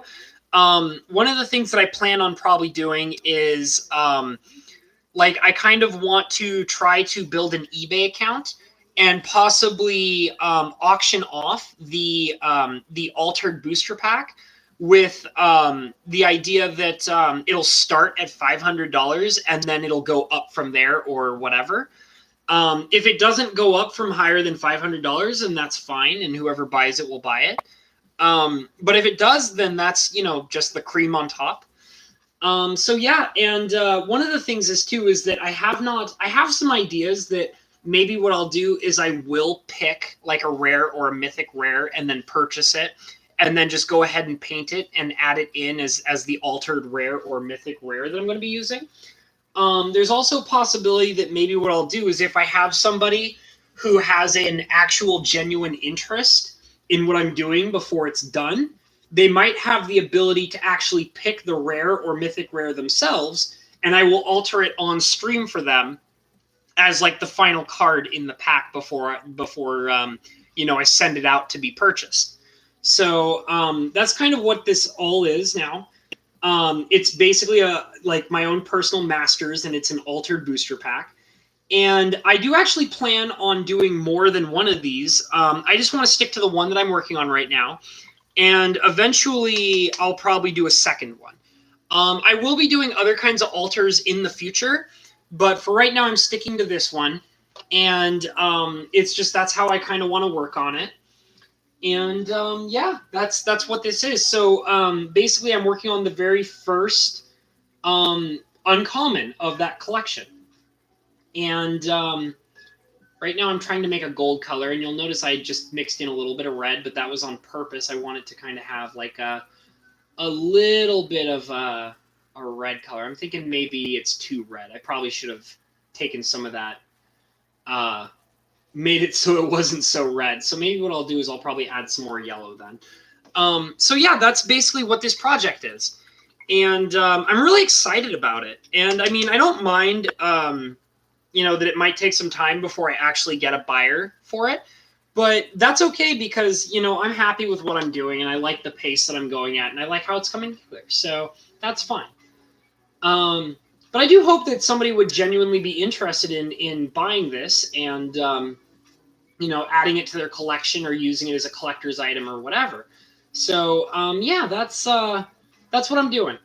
And I basically talked about it the first time yesterday, but and I made the official announcement and all that. But yeah, it's I just think it's really cool because like I keep seeing like all these masters packs and stuff like that, and they go for these obscene prices, and sometimes people feel like that they're not really worth what they are. But I kind of had the idea that like I want to make my own Masters pack and I want to pick my own cards that I think are worthy of being in a Masters pack. And that's kind of how I came up with this idea. So I'm going to add just a tiny bit of black to this weird kind of orangish golden color I have going on here. I'm not exactly sure how it's going to affect it right away, but hopefully it's going to give it just enough of a dark tinge to kind of make it look a little bit more golden. There we go. And like I said, I picked Minimo Sightbender because I have a lot of really good and interesting memories with this card. I played with it quite a bit back in the days. In fact, actually, this card is from my original collection, and I've held on to it for a very long time. And I have a few copies. I think I have like 3 copies of Minimo Sightbender. And I just thought it would be kind of cool. Like, well, it's strong and it's worthy of being in a Masters pack, and you don't see it printed all that often. So I thought, why not paint it and make it a part of the pack? So yeah, I'm going to go ahead and try to work with this interesting gold color I've just made. And this is the Minimo Sightbender back on the table. And I'm just going to basically go over all of the going over all the railing that I did with this new color that I've created. However, I'm not really seeing a significant difference right away. So I think maybe if I get a little thicker with the color, maybe it'll be a little more appropriate to how I want it to look. And I'm thinking that I might actually also have to go over it with a layer of white, which is fine. That's fine. I was actually expecting to have to go over it with white anyways. So yeah. But yeah, I actually really like this card a lot. And I have many memories of in the past of like I used to play it in like it's funny because it's a blue card, but I used to play it in a lot of decks that use green and just like paying obscene amounts of mana to dip into a Minimo Sightbender to make my gigantic beasties like run on through, and lots of good memories of that particular kind of shenanigans and stuff like that. So I figured, I had a lot of good memories with it, and I think it's worthy of being in a Masters pack and being painted, and a lot of nostalgia factor to it. You know what I mean? Hey, Carly, how you doing? Good to see you. I'm doing really good. I'm just I'm painting another card, obviously. Just kind of I'm trying really hard to get the coloration right on this particular card because it got a little wonky for a while, and I'm trying to like fix it. And I'm trying a lot of different things to get it the way that I want it. And it seems to be fighting me a lot. So I'm not totally sure how I'm going to be able to get it to do what I want. And I mean, that's okay because I've had plenty of stuff like that where it's not quite doing exactly what I want. So I have to kind of like fight with the paint here and there to get it to do what I want it to do. But I mean, that's just par for the course. You just kind of have to, beat it into place. Kind of tell it what to do and be like, listen here, you damn paint. You're going to do what I want you to do. And I don't care what you think you're doing because I have my own way of doing things around here. So you either shape up or ship out. There we go. It's definitely got a good, a nice solid gold color to it. Like it really does look really nice for a gold color. The only problem is I'm having a little trouble kind of covering up that that black coloration that I was using. And I mean, I probably have a way of like handling that a little bit better. But right now, I just kind of want to go over it with multiple layers of this gold color, just to kind of try to cover up that black a little bit better. One of my thoughts too is that I might need to just add some white, and the white will basically help drown out the black a bit better, as well as probably bring the coloration closer to the lighter gold color that it's already achieved. So yeah. Yeah, Mr. Shed came in a little. He was in here a little early. Well, I mean, he's here now, obviously, but he came in and was just like, "Hey, like I finally put the ring on her finger," and we were all congratulating him. It was a lot of fun. About time. I mean, I think it's kind of funny that you guys were planning for a wedding and you didn't even put the finger on him until now. Like, crazy. Didn't put the finger on. I mean, finger. You didn't put her finger on her. What are you doing? No, you didn't put the ring on her until just recently, which is, you know, it's all good, dude. Like, it's all good. But I just thought that was kind of funny. But yeah, it's good to have you in here, and I'm glad you guys are you know, cool with, especially with Mr. Shed and Rebecca. Like, you guys must have like a really lot of hectic stuff going on, considering that, you know, that wedding is coming up closer and closer every day. I'm glad that you guys have the time to come in here and hang out with me. That's really cool. So I'm glad you guys are all in here. It's fun.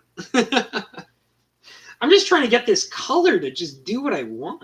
That's all I want. Just do what I want. Just do it. Okay.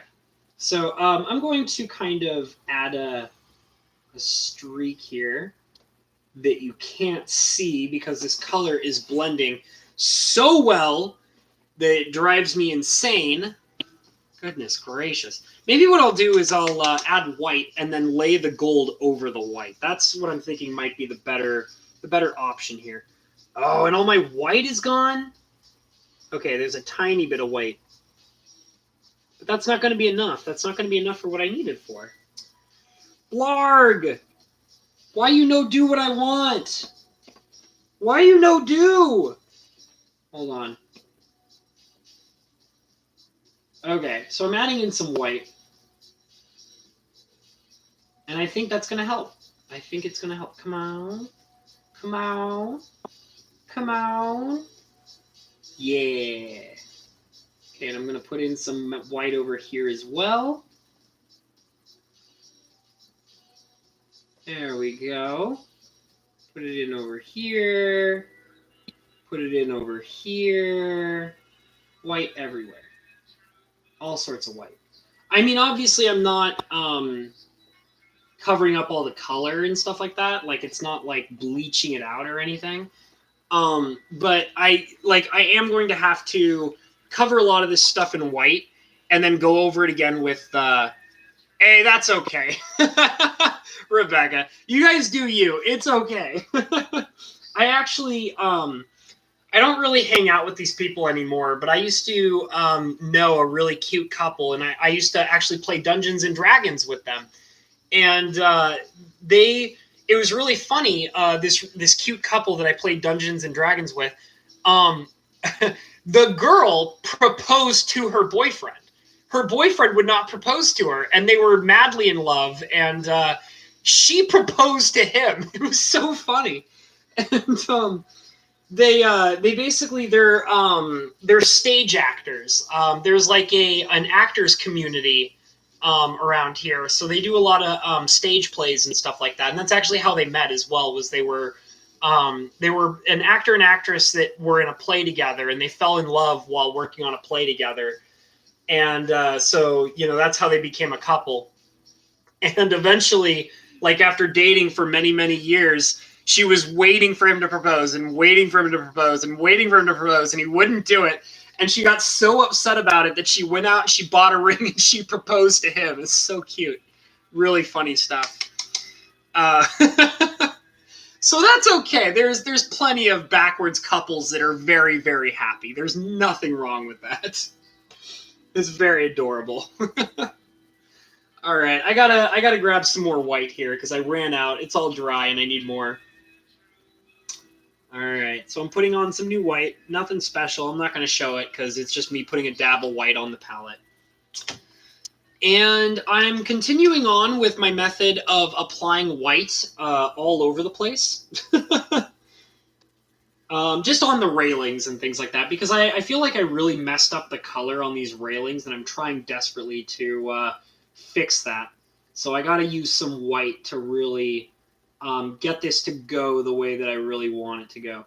Because if I can get the white on there first, I can then apply the gold color that I made, and then that will allow me to make that gold color pop out more and, you know, just stand out better.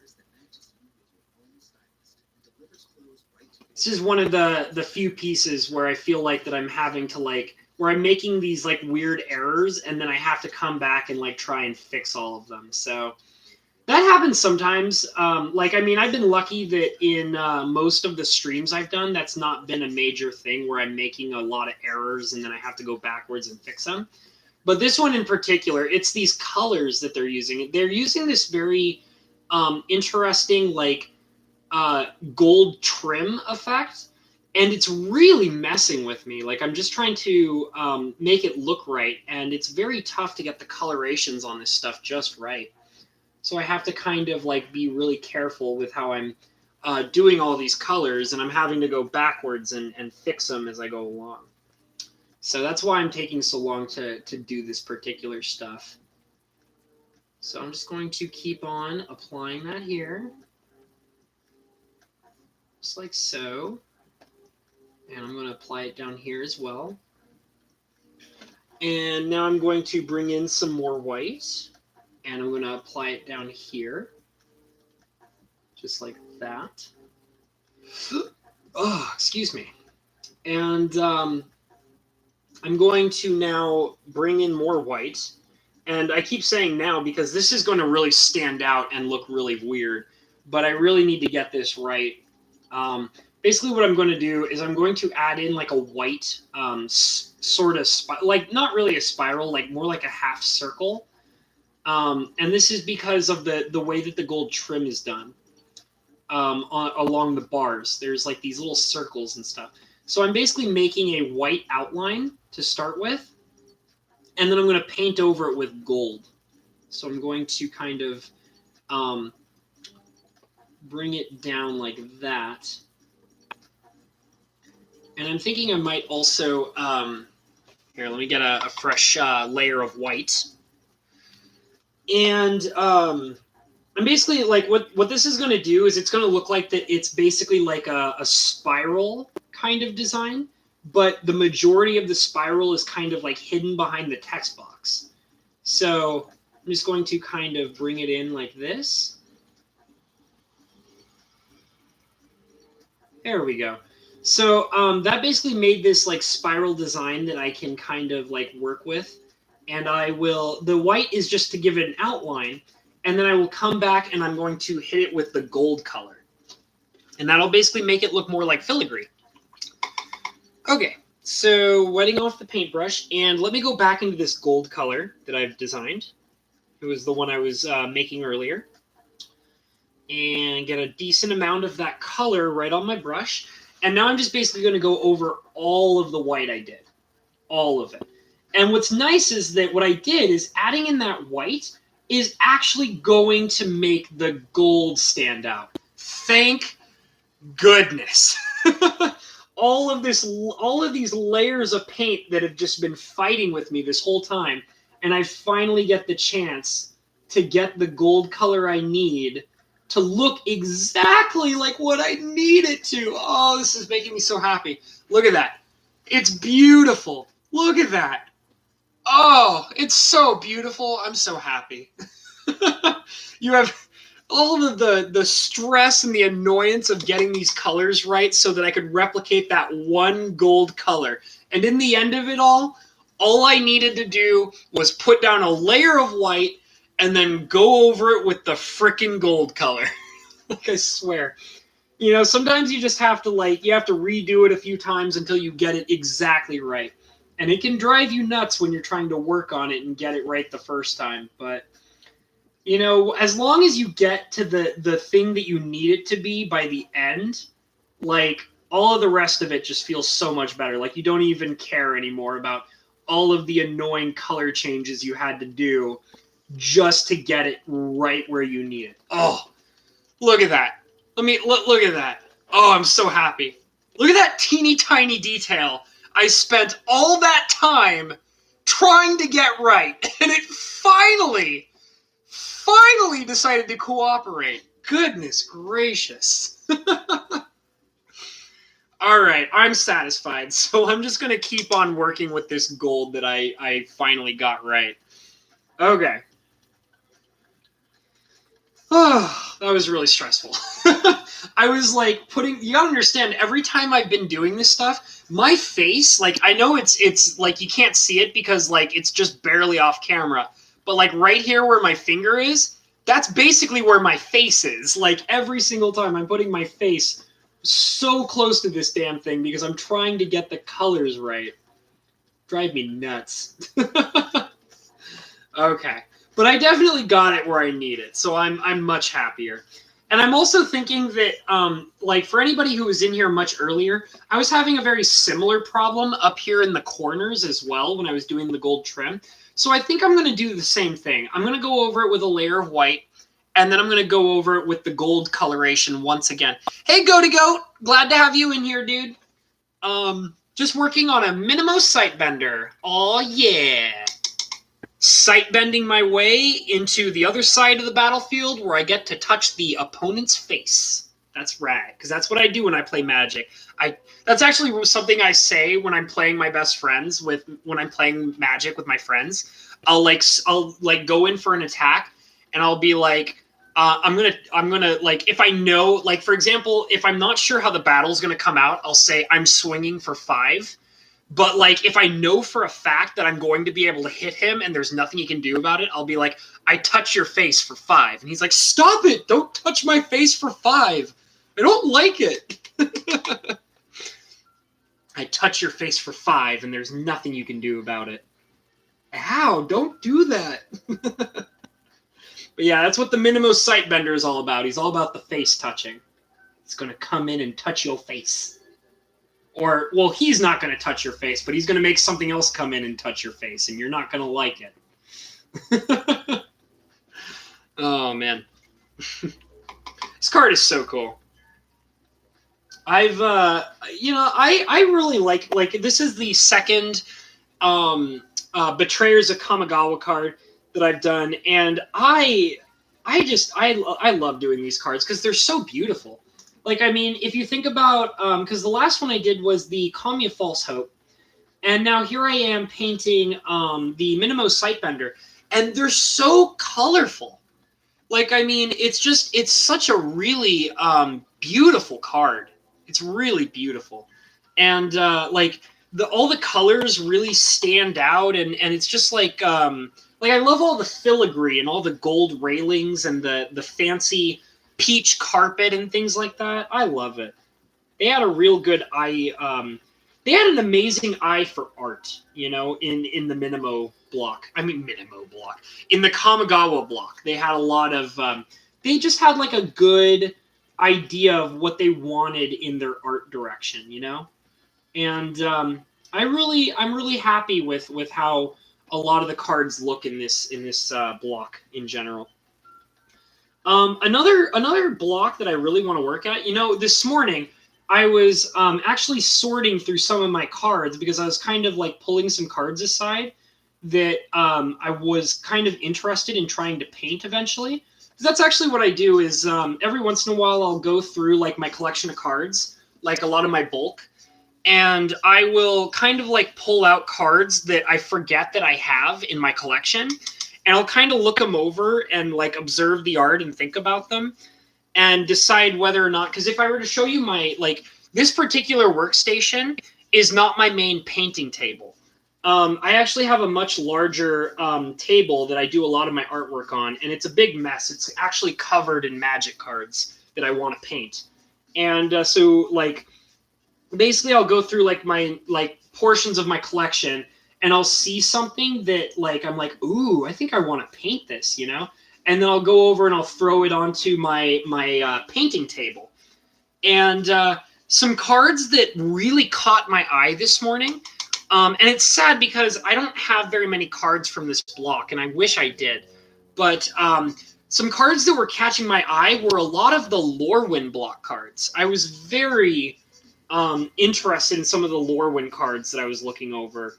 And I threw some of them aside. I was looking at like if you guys have played during the Lorwyn block, if you've ever seen like the mimics, like they have like they're like the hybrid colored cards, and I like finding other Kamigawa enthusiasts since the block was shunned by many. Yeah, Goat, I'm a very big fan of Kamigawa, and I do believe that it was very like it was a lot better than how people try to act like it was. It was a great block. And it's just that, like, Mirrodin was like this peak in power, and then when they hit Kamigawa, it just like dropped. Like dropped like a roller coaster, like, you know, like a drop zone roller coaster. And like a lot of people had a lot of bad feelings about it because of that, but I didn't feel the same way. I liked Kamigawa a lot. And I mean, there is some cool stuff in Kamigawa. Like it really is just like it is a fun set with a lot of cool stuff happening in it. And I really do think that you know, it could have been more appreciated if it had not come directly after Mirrodin, you know. And but that's how it was, and you know, I can definitely say that I'm okay with it as it is because I had fun with it. You know, I genuinely had fun in the Kamigawa block, and that's legitimately all I care about. Like I don't care about, you know, all the people who want to hate on it because I know I had fun during it. But yeah, for anybody who played during the Lorwyn block, I don't have very many Lorwyn cards, but I do have a teeny tiny collection of them. And I was looking at like the mimics from from Lorwyn, and they're so abstract and beautiful. Like there were multiple. Like I was looking at, I think one of them is called like Woodlurker Mimic, and there's like a white and black one and a green and black one, and there's a whole bunch of them, and they're so beautiful because like they have this image where like the mimics look like that they are melting in to the background, or I don't know if it's to be described as melting in or melting out of, like melting into or seeping out of. But they look like they're these like the mimics in Lorwyn look like these like almost like liquid creatures. Like they're like their bodies are in constant motion and they're very liquid, and like it's one of those things where like the art of it actually looks like when you're looking at it, you feel like it's actually moving on the card. They're so beautiful. And I was like, oh my god, I think I want to like pull some of these aside and try and paint one. The only problem I ran into is a lot of the mimics I have, I only have singles of. I think I might have like a couple of doubles, but I'll have to search deeper in my collection to see if I have them. Because I don't like painting singles that I have. I mean, I guess I could always just go online and buy a few of them in bulk or something. But generally in my collection, if my cards are singles and I don't have very many copies of them, I generally stay away from painting them because I like to have clean copies and things like that. Most of the cards that I paint, I have like 2 or 3 copies of or something. Like, for example, this Minimo Sightbender is like one of 3 different copies I have. And which is why I'm comfortable with painting it, is because I know that I have multiple copies of it in my collection. I'm trying to use the last of my gold trim coloration here, and which is kind of worrisome because I also know that I do want to make more of it because I was going to use some of the gold trim up here at the top. So what I'm probably going to do is I'm going to stop with the gold trim, and I'm actually going to focus more on some different colors for right now. So one of the things that I really wanted to do with this piece is I don't know what that is. What is that? That's really weird. There's like some weird color on this card somehow. Whatever. I'm going to ignore it for right now. I think what I'm going to do is... I didn't see... I don't mind the Kamigawa block. I only get singles anyway from every set, so I just find the ones that appeal to me, and every set has something. There you go, Bo. Yeah, that's a good way to do it. I do the same thing a lot, too. I like to collect, like, older cards, and I actually buy cards that are not very heavily sought after. Not too long ago, I was purchasing a bunch of commons and uncommons from older sets, and some of them I wanted to put in my cube, and some of them I wanted for the purpose of painting. So I do that a lot. Like I said, like I don't buy new cards anymore, but I still buy older cards. So yeah. So what I'm going to do here is I'm going to wet my brush. And one of the things I wanted to do was I wanted to actually I wanted to paint a wooden tiling kind of appearance on the bottom of this gold trim. And the reason why is because I wanted it to look like that there is a wood paneling underneath the floor for the purpose of continuing the building towards the bottom. And I was actually thinking it might look kind of cool to start out with like a wood paneling appearance. And then after a little bit of the wood paneling, I would actually show rock. And the reason why is because if anybody has ever seen like the various different Minimo buildings, they're like built on these floating rocks and things like that.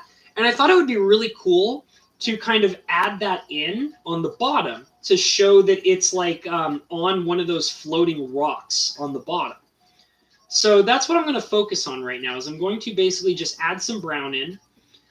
And it's not going to be very big because I don't think that it should be very big at all.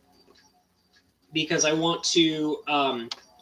because like it's supposed to be like a lot of the Minimo style stuff is it's actually supposed to be like Japanese style housing and things like that. I'm using my paintbrush to kind of help me align where the brown is going to be on the other side. So I kind of want it to have that old traditional Japanese feeling to the actual structure of the building. And then I'm going to have it sitting on just like some rock. And I might actually add like a teeny tiny amount of grass or something. I'm not totally sure about that yet. Because what's really interesting about the floating rock islands in Minimo is they have this very beautiful, bright colored green grass on the top of their rocks. So I might also try to add that in as well. So I'm just going to kind of do like an angled like brown coloration here. Just to kind of like align it a little better. And let's see, is that about right? I could make it a little longer. Okay. And I think I'm also going to kind of extend this out just a little bit. Just a little bit. I really like, I don't mind, blah, blah, blah, blah, blah. Okay, I read that. I really like the Asian theme in general, so the Kamigawa block was fun for that reason. Samurai Ninjas, Kitsune, etc. Awesome. Yeah, it had a lot of really good flavor to it. And one of the things that I really liked about the Kamigawa block as well is that it actually had a very interesting story. Like, for example, and I've talked about, I think I talked about this a lot when I was working on the Kami of False Hope. The storyline of Kamigawa is like this it's actually like this ancient prequel. Like all the events that happen in Kamigawa occur before like the events in Legends, like way before the events in Legends. And that's another thing I found out too that I thought was really interesting. Besides ignoring Kamigawa for a second, I'm just kind of focusing on like the timelines and things like that. Did you guys know that the Legends set, like the storyline of Legends, takes place after the Ice Age? So, like, the Ice Age happened way, way, way before the Legends set timeline. And, like, I mean, obviously the sets, have different times based on how we know them as cards. But the Legends block, or not block, the Legends set takes place after the Great Thawing or the Great Mending or whatever that occurred during the Ice Age. And it's really funny because I've been reading through the Legends books, and they actually make a lot of references to what happened during the Ice Age, and they talk about how different things were during the Ice Age compared to how things are during the Legends timeline. It's very fascinating. And it gives you a lot of interesting perspective into what is happening in the storyline, because they actually make really important references to things in older sets in the books. It's very weird and different, and I really like how they handled it, like in the books. But yeah, Kamigawa is very old. It's definitely it probably, I don't know. I want to say that maybe it's possible that it took place during the Ice Age, because like the whole thing about that is that the story in Kamigawa is that Umezawa, his whole thing was that he was trying to save the dimension of Kamigawa by returning the spirit god, the god of the gods baby, back to the god of gods, and he also had to like go in and do all this other stuff as well. But like he, in the process of doing what he did, he betrayed a Shinigami, and the Shinigami basically was like, because you betray me, I'm going to basically warp you out of this dimension. And that's basically what put him on Dominaria. And then his family line continued through Dominaria, and gave us the Umezawa, who ended up being the right hand man of Bolus, and then he ended up betraying Bolus later. So yeah, it's definitely pretty interesting stuff. Like I definitely like how they kind of don't really care about the sets needing to be a direct timeline with each different set. Yeah, the Kami Legends are cool. Oh, nice. Is it a double rainbow, Mr. Ashed? Double rainbow! God, old meme is old, right? I have not thought about that meme in a long time. There might be a rainbow nearby here, too. I've been having, like, this weird, muggy weather. I'm really sick and tired of it, to be honest. But, yeah. That's why I've been drinking so much water, is because it's so damn hot out here. Yeah, I definitely like Kamigawa, and I would like them to go back to it. But I will say that, you know what I don't want? I don't want the Gatewatch there. The Gatewatch need to go away.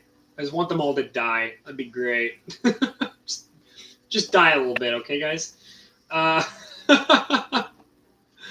Oh man, yeah, I'm tired of the Gatewatch. I want them to go away. Okay, so now I have to mix a new type of brown for a few different reasons. I have to mix a different type of brown so that I can first of all add a lighter shading to the paneling. Oh yeah, double rainbow. It's a double rainbow. I have to mix a new shade of brown for the purpose of not only doing the shading of the paneling itself, but also I need to do it so that I can have the lighter shade for the rock that I'm going to be using. So I'm just going to go ahead and put some fresh red right over here. Okay. My paints are starting to get dry here. Squeeze that paint. Squeeze that paint. Okay. I think I got like a good, there we go. There's a good amount of it right there. I'll just go ahead and throw that right there, just like so. And now I am going to squeeze out some blue. Squeeze that blue. Okay. Go ahead and grab that. Throw that right on top. And I'm going to grab some... Where's my yellow? Oh, there's my yellow. Okay. It's like hard to see. It's hard because like I can't like... It starts to blend in with like the dry paint. And I'm just like, oh my god, where is it? Okay. So I have my mixture of colors here. And I'm just going to kind of mix it until I get that brown all over the place. And I'll probably mix in some white and maybe a little bit of yellow depending on how the white looks after I mix the white in. So just going to get that brown first. Getting a pretty good mixture there. There we go. Okay. All right, and now I'm going to get that white going on. Okay. Make sure my brush is nice and relatively clean. And poke that white. Get that white out of there. There we go. And I'm just going to throw that right in there and just start mixing away. And I feel like I might not need to actually add any yellow. This will probably be the relatively close to what I need it to be. So it's going to be used for some shading on the wood paneling that I'm doing, but I'm also going to use it to kind of make that rock color that I want to get. It'll be looking like kind of like a nice, dirty, muddy, fertile kind of rock, which is what I really want it to look like because the rocks are floating alongside of the waterfalls. So I kind of want it to look like, kind of wet and stuff like that. So that's probably a good shade of brown right there. Let's see how it works out for us. All right, there's that sight bender back. Okay, so first thing I want to do is I kind of want to, I'm going to rub some of this off first. And I'm just going to kind of like add like little streaks of it here and there. Just like that. And it's just to kind of give it that, just to kind of make it look a little bit more like wood, I guess, is kind of what I'm trying to achieve.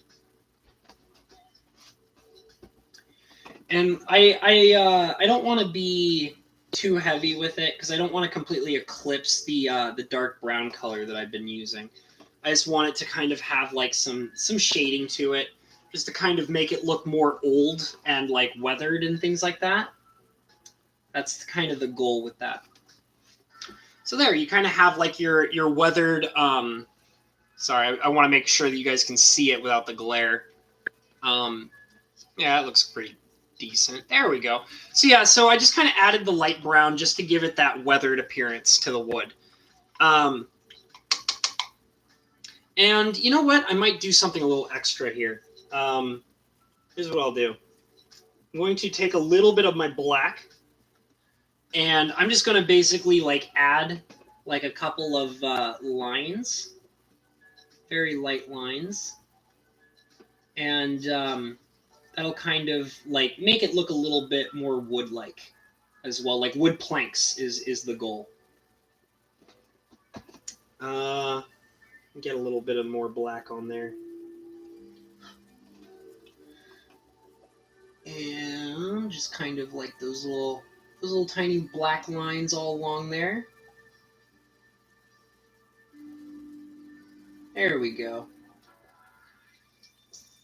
And like I said, it gives it that nice old style, like kind of wooden kind of appearance to it. That's like I said, that's what I want to do. And because it's supposed to kind of be like a traditional looking Japanese style sort of thing going on there. So, and they like the old traditional, wooden look, which is what I'm going for. So I'm just gonna go ahead and add that in, kind of bring that down. I'm gonna put like a line right there.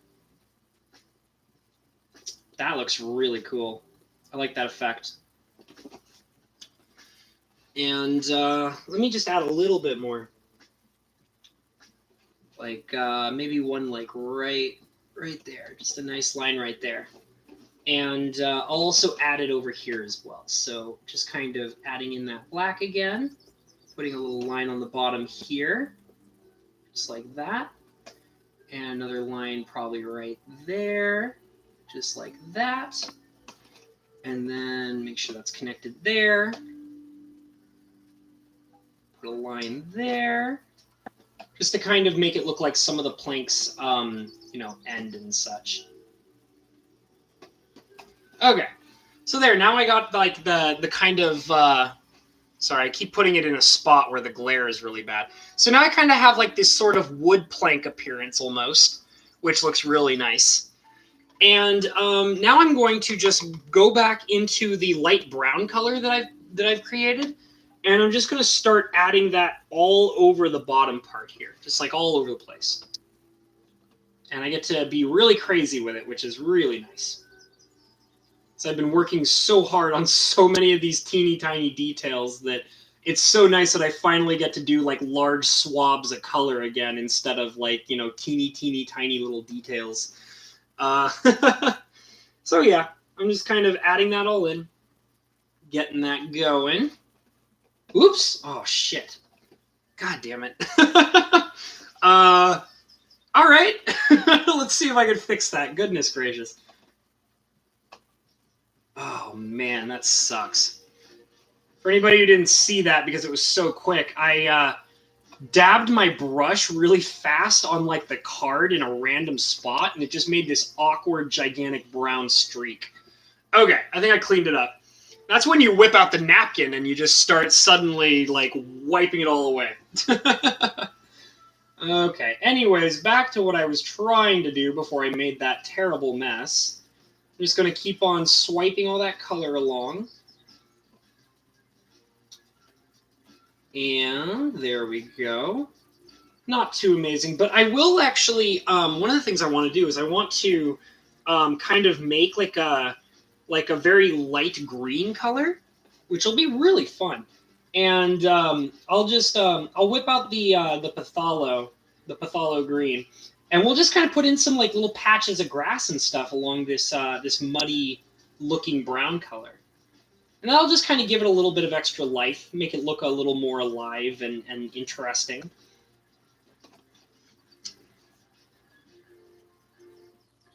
Okay. Got to kind of be careful around that little number box there. And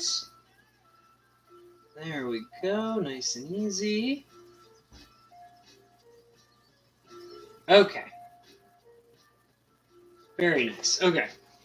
And now I'm going to bring this around over here. And I'm going to try and, I'm going to wet my brush first because it's getting a little dry.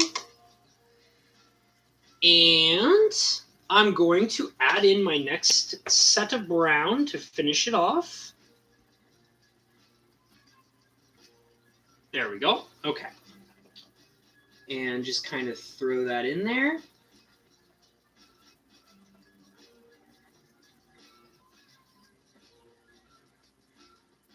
There we go. So now I have a nice, muddy-looking coat of brown all over the place. Okay, so now what I'm going to do is I'm going to make a green color, and we're going to start adding in some little patches of grass, because I want to put in little patches of grass. So let me go ahead and get this out of the way for a minute, and I'll bring the palette in. And now we're going to grab over here for the Phthalo green. Let me make sure that my brush is really clean. All right, that looks really good. And I'm just going to kind of grab just a little bit of this Phthalo green because I don't think I'm going to need very much of it. So I'm just basically going to kind of dip into my tube for a little swab of it. There we go. And I'm just going to put it right there, just like that. Maybe a little bit more than that. Just a little bit. Right there. Okay. I think that'll probably be enough because I don't really expect to be using very much of this at all. And like I said, this is the paint I try to use very little of because it's very nice and it's very fancy and very expensive, so I don't want to use very much of it if I can get away with that. Okay. Just really make sure that's rubbed off on there, and now I'm going to dip the brush to get that green off. Okay. And now I'm going to grab for some yellow. And this is going to help me lighten up this green color by a lot. It's going to completely change the overall coloration of the green. Make it more foresty colored in general. And I'm also going to add in some white as well to really lighten it up. Because I want it to be very like leafy green, you know? I kind of want it to be that, like, well, maybe a lime green might be a better description for it. Like a lime green color is kind of what I'm going for here. Let me wipe off my brush a little bit more. It's got a lot of that green color on it. Okay, there we go. And I'm going to go for some of this white. Go for a pretty good amount of it. And I'm just going to go ahead and throw that right in there. And I'm just going to kind of swish it around like so. I think I might add a little bit more yellow, actually.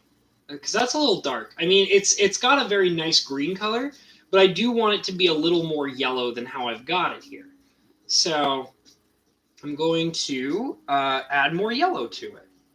That's kind of like a foresty green, and I want more of like a leafy green, or a lime green, I guess.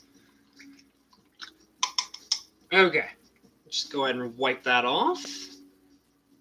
Really wipe it off. The green really sticks to the brush. Okay, so let me grab some more of this yellow. There we go. Okay. There we go. Okay. And just kind of really throw that in there, mix it all around. You know, I think that's all right. Yeah, I think that's all right. It'll be fine. So let's go ahead and kind of play with this. I'm actually thinking maybe I might want to add white splotches on the brown before I actually start putting the green on. And the reason why is because the white is going to help make the green pop better. Because that's something that I kind of was messing around with earlier when I was working on the gold trim that was giving me such a problem.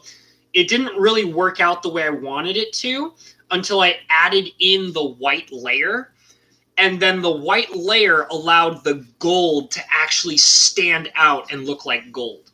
And I was fighting with it a lot until I remembered that that's how I was supposed to be doing it.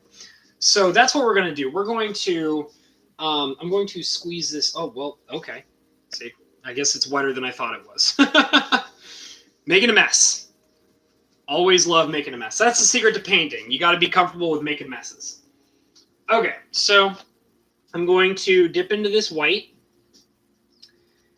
and just make sure I got a good amount. And I'm going to kind of, I don't really know exactly if I have a particular style that I want it to do, so I'm just going to do some white splotches all over the place. Just randomly. I don't really care if it looks a particular way or not. It doesn't really need to look super amazing. Just some random spots that are white. Let me grab a little bit more here. There we go. Okay. Adding in some more white. And I do kind of want to make it a little thin. And I should try and maybe make it a little bit larger as well. Okay. And the reason why I want it kind of thin is because it'll dry faster and allow me to put in that new green color I just made. So yeah, I'm going to put some more over here. There we go. And I'll kind of meet the number box here a little bit, just so it kind of Looks like the number box is overlapping it just a little bit, because that kind of looks nice. I kind of like that effect as well. So, yeah, just right there. Really make it kind of spread out a bit more. And let's do a little bit more here. I've kind of accidentally mixed a little bit of my green into the white, but whatever. We're getting pretty close to the end here, so it's going to kind of spread that out a bit more. Just like that. Add that in just a little bit. And that's going to kind of, like I said, it's going to add this patchy grass effect. It's going to look really nice. You'll see. I mean, obviously it looks weird with the white, but trust me, I'm going to put in this green color, and it's going to look really nice. Let me just kind of make sure that isn't too glary for you guys. So I'm wiping off the white now. And I'm going to now get into that green that I just finished mixing. And here's how we're going to do it. We're just going to kind of add it in like so. Just like that. And this is going to look really good for the reason of like, for any of you guys who have seen like the landscapes for Minimo in particular. Minimo has like these floating rocks that have this really lush green grass on them, and they frequently build like their little schoolhouses on top of these rocks that are floating. So that's going to kind of have that little lush green grass everywhere as well. And like I said, it's also part of the reason why I was using that muddy brown color, is because they're right near the waterfalls. Like you can see them in the backgrounds over here. That's maybe something I probably should work on a little bit too, is maybe kind of better define the waterfalls a bit or something like that. You know what I mean? So I'm just going to keep on adding in this green. There we go.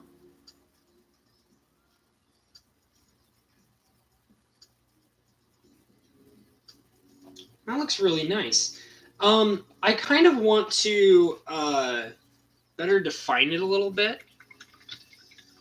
So I think what I'm going to do is I'm going to basically grab my regular Patholo green tube, and I'm going to just squeeze like a tiny dab of it onto the palette. And not very much, but what I want to do is I kind of want to add like dark green streaks in there, so that it looks like it has like just like little leaf blades kind of coming out in all sorts of different directions and things like that. So let's go ahead and do that. Yeah. So I'm just going to kind of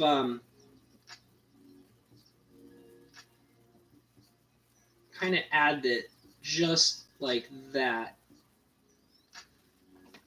And that way it looks like it has like actual like leaves of like grass and things like that. Yeah.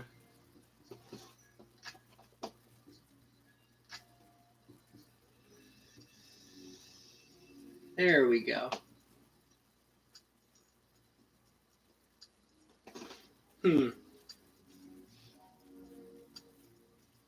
It's surprisingly not as dark as I thought it was going to be.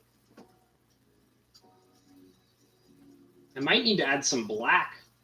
Not 100% sure yet. I'm just going to kind of keep working with this and see where it takes me.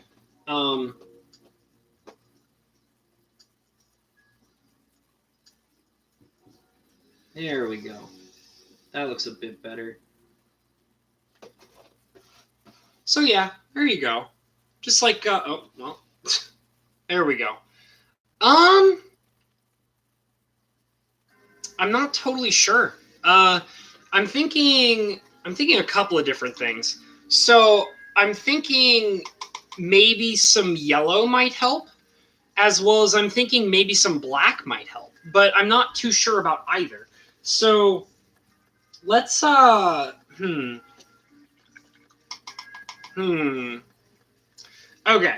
Let's kind of like work with a tiny bit of black here and see where that gets us. And I'm going to try and be very light with it because I don't want to really make too much of it stand out too much. And because it was just really surprising to me how when I added in the darker Phthalo green, it actually blended in with the lighter green surprisingly well. And I kind of wanted it to stand out just a little bit more. And I mean, I could see that the black is actually doing a lot more of what I want it to do, what I was hoping that the actual Phthalo green was going to do. Which is kind of defining like leaf blades a little bit better. Kind of making it look like that it is actually grass and things like that. So yeah, I'm just kind of adding in some little black streaks here and there. Just in various different areas, just like so. There we go. And what's nice is because of how light the black shading I'm doing is, it actually does look more close to a green color, which is what I was hoping it would stay to. But I'm also thinking that maybe, ooh, let me see how that looks on the camera, because it looks really good from my point of view. Because like what I got going on here is that I can see that it's got this lighting, like this lighter color on the tips of it, which is really good because it looks like the sunlight is passing through it. But it gets darker the lower it goes, which kind of gives it that more thicker, bushy, leafy green appearance. You know what I mean? So I was thinking about adding yellow, but because of that particular lighting effect that it's got going, I'm thinking that I might be comfortable with it just staying like that. So the next thing I want to do is I'm now going to throw in some white coloration. And the white is actually going to be for the mud, the rocky, muddy kind of stone appearance we got going on here. And that's just to kind of make it look a little more dried out. For anybody who was in yesterday's stream, I was using white for the same purpose, which is to kind of give the rocks a more sun-baked appearance. I think I also remember doing that in the Kami of False Hope stream as well. I do like to use white to kind of just to kind of like add a more dry appearance to like rocks and things like that. And it's really nice because you can get like a really thin layer of it going, and it won't really like change the color too much. It'll just kind of give it like a more faded appearance to it, which is generally what you want it to do. There, kind of like that.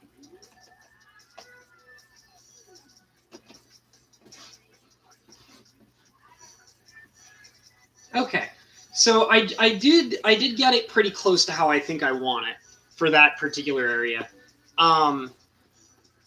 Just trying to keep it in range so you guys can see it relatively well. Let me just kind of, there's one spot that's kind of weirding me out a little bit, so I'm going to kind of try to spread it out just a little bit.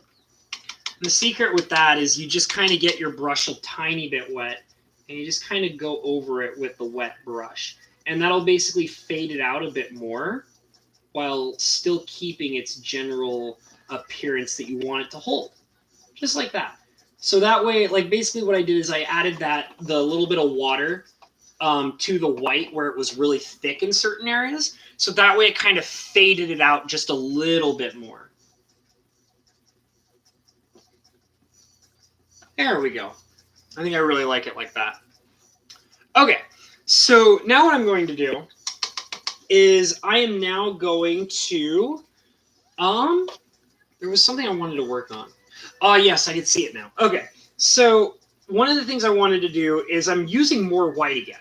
But this time, I am actually going to be using it to properly color something.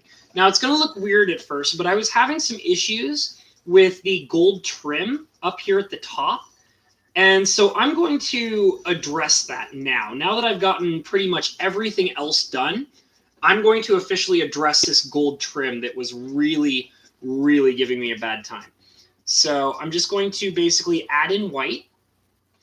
And I'm going to put some here and here, just like that.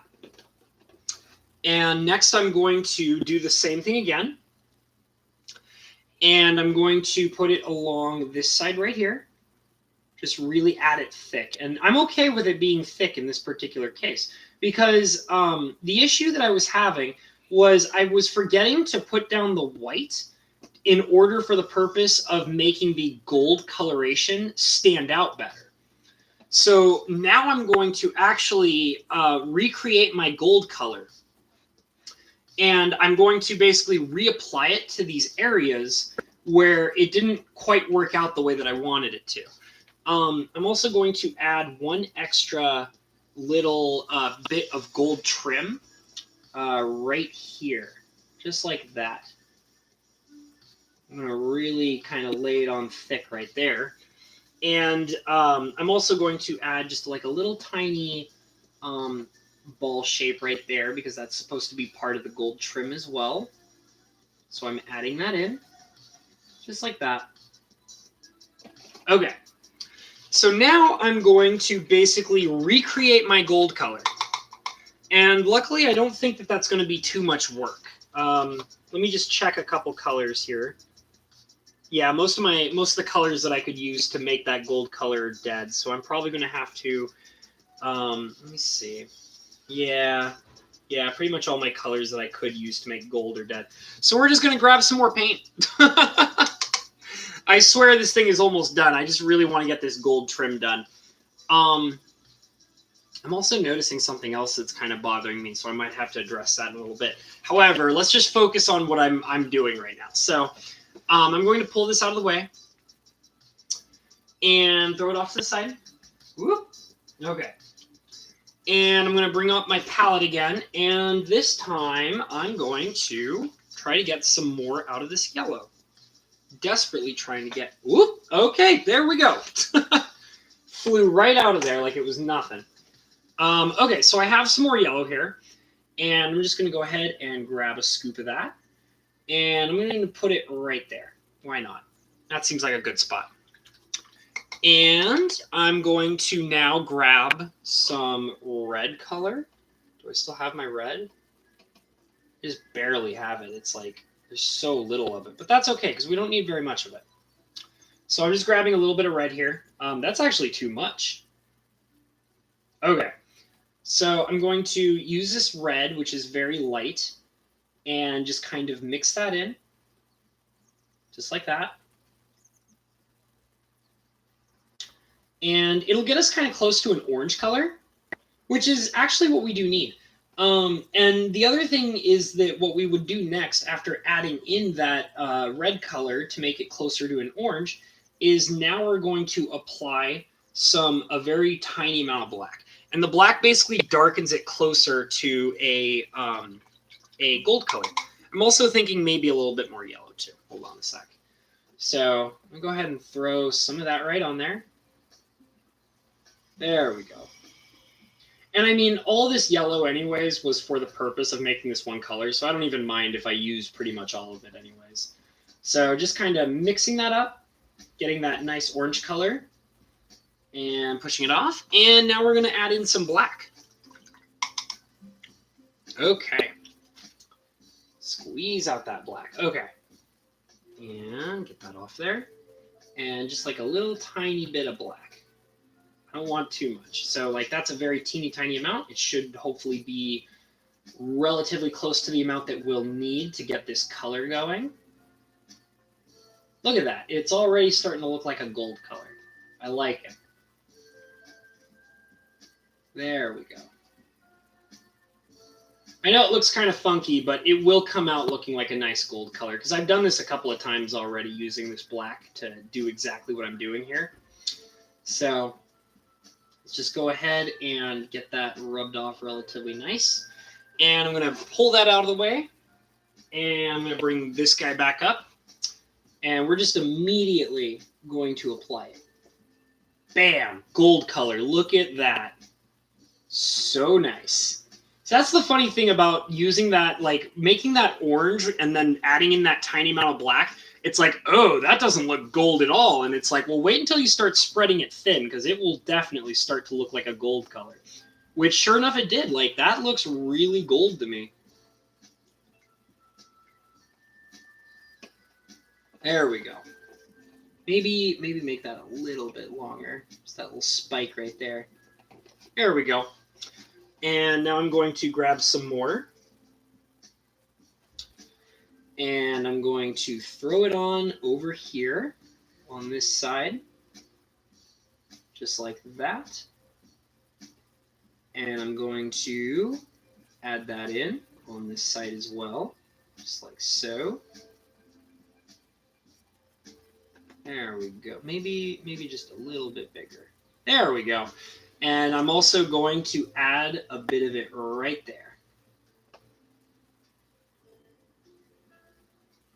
And then also adding in that little ball piece right there. There we go. Whoop. Sorry, glare is so bad. Here, let me kind of lift it up just a little bit. So basically, I added in the white and then threw in the gold to get that golden trim color. And I did it also on this side. I think it could be a little darker. Maybe I'll add just a little bit more of the gold coloration to it. Just a little bit more. Just kind of extend that out a bit more. Add that part in. Really go over it just to make sure it's nice and thorough. There we go. So look at that. There we go. I like how that looks. It looks very nice. Okay, so now we got all our gold trim done, which is nice. And the last thing that I think I really want to do is, and I didn't notice it until literally like a little bit ago. Actually, there's a couple things I'm thinking I want to do. Damn it. I always do that. I'm like, oh, this is the last thing. And then I realize there's like 2 or 3 things that I want to do. So I'm going to try and do this really fast so I don't take up too much time doing this, because it shouldn't take me too much time to do this one particular thing I want to do here. Okay. So I'm going to just real quick kind of add in some white here. Just like that. Just like that.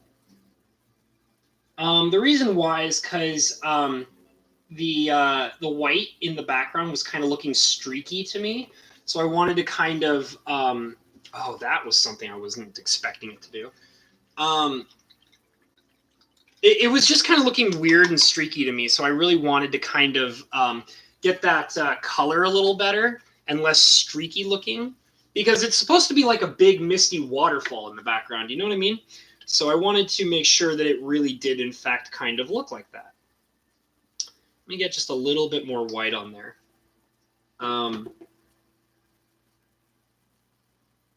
Okay.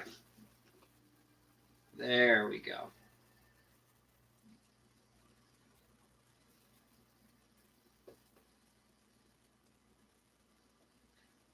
Okay, that looks way less streaky and that looks way less weird to me.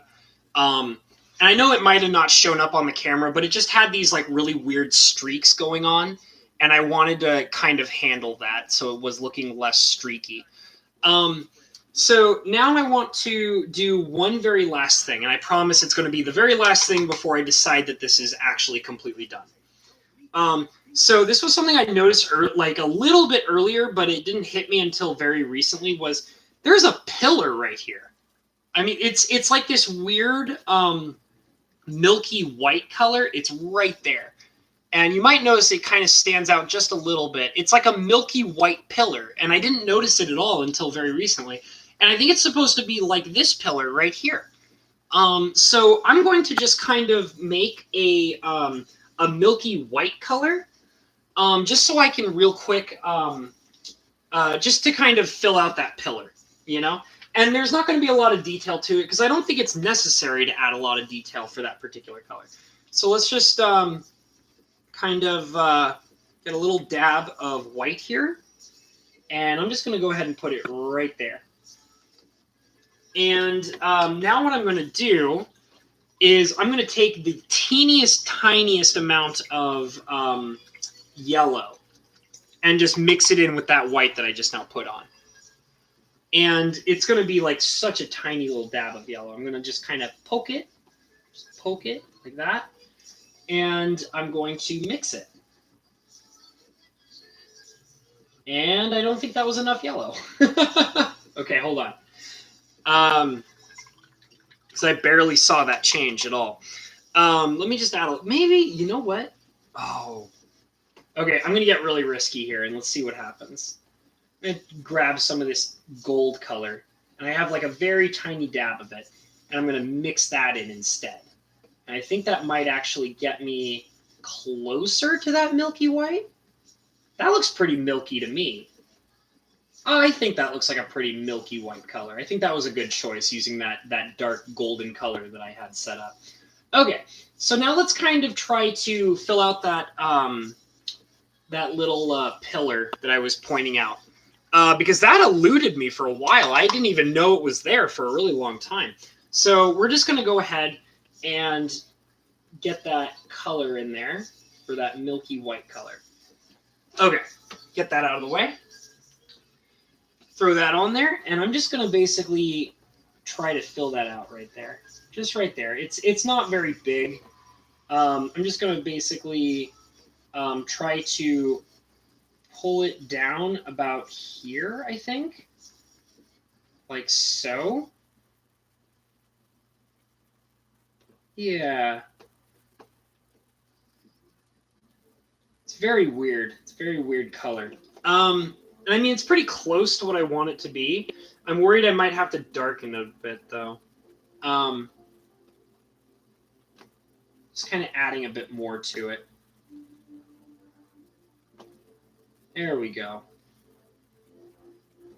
And I just get to end it like right there because I don't think it needs to go too far down, just to that like one little area right there. Here, let me add more. There we go.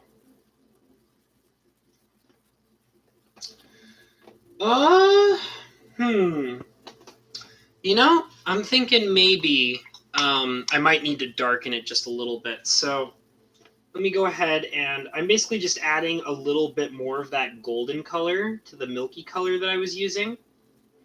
And it's not very much. It's not a very major significant change. It's just a very teeny tiny change. So I'm going to try it out and see if that works a little bit better. So I think that will kind of look better in general. There we go.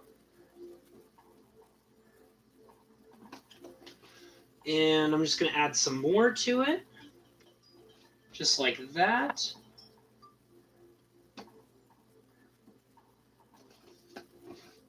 That way it can stand out just a little bit. And then I think I'm going to add, oh God, that glare. I don't know why the glare is so bad right now. I think it has to do with a combination of my light as well as the lighting of my room in general. So I'm going to try and keep it kind of close to the camera because that seems to be the area where it's a lot less, where the glare is less bad. So yeah, I'm going to just kind of, I'm going to darken it just a tiny bit. And I think the way that I'm going to try to darken it is to take the regular gold color I was using, put it on my paintbrush lightly, kind of rub it off just a little bit, and I'm just going to kind of very carefully try to add it in on the sides here, like so. I think that's going to help it blend better, just a little bit better.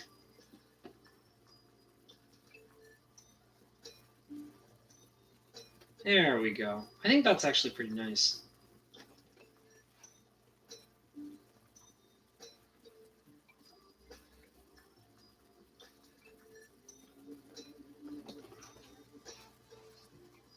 Yeah. If I can just kind of extend it just a little bit more, it'll probably be right on where I want it to be. Just like that. Okay. And I'm going to I made a small mess, so I'm going to just clean that up just a little bit. Wait a minute. Oh, there it is. Okay. Just trying to figure out where my white was. Okay.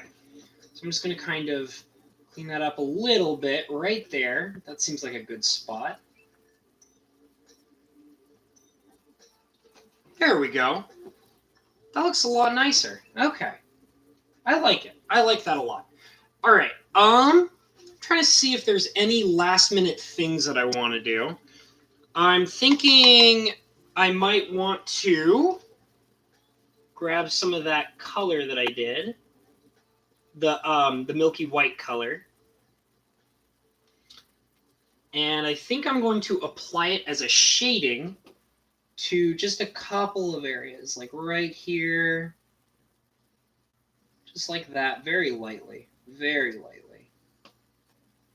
Put some right there, maybe, just a little bit. There we go. Maybe put some over here on this side, just a little bit. Maybe right over here. I feel like I'm being so picky about this piece. And maybe just a little bit on this side as well.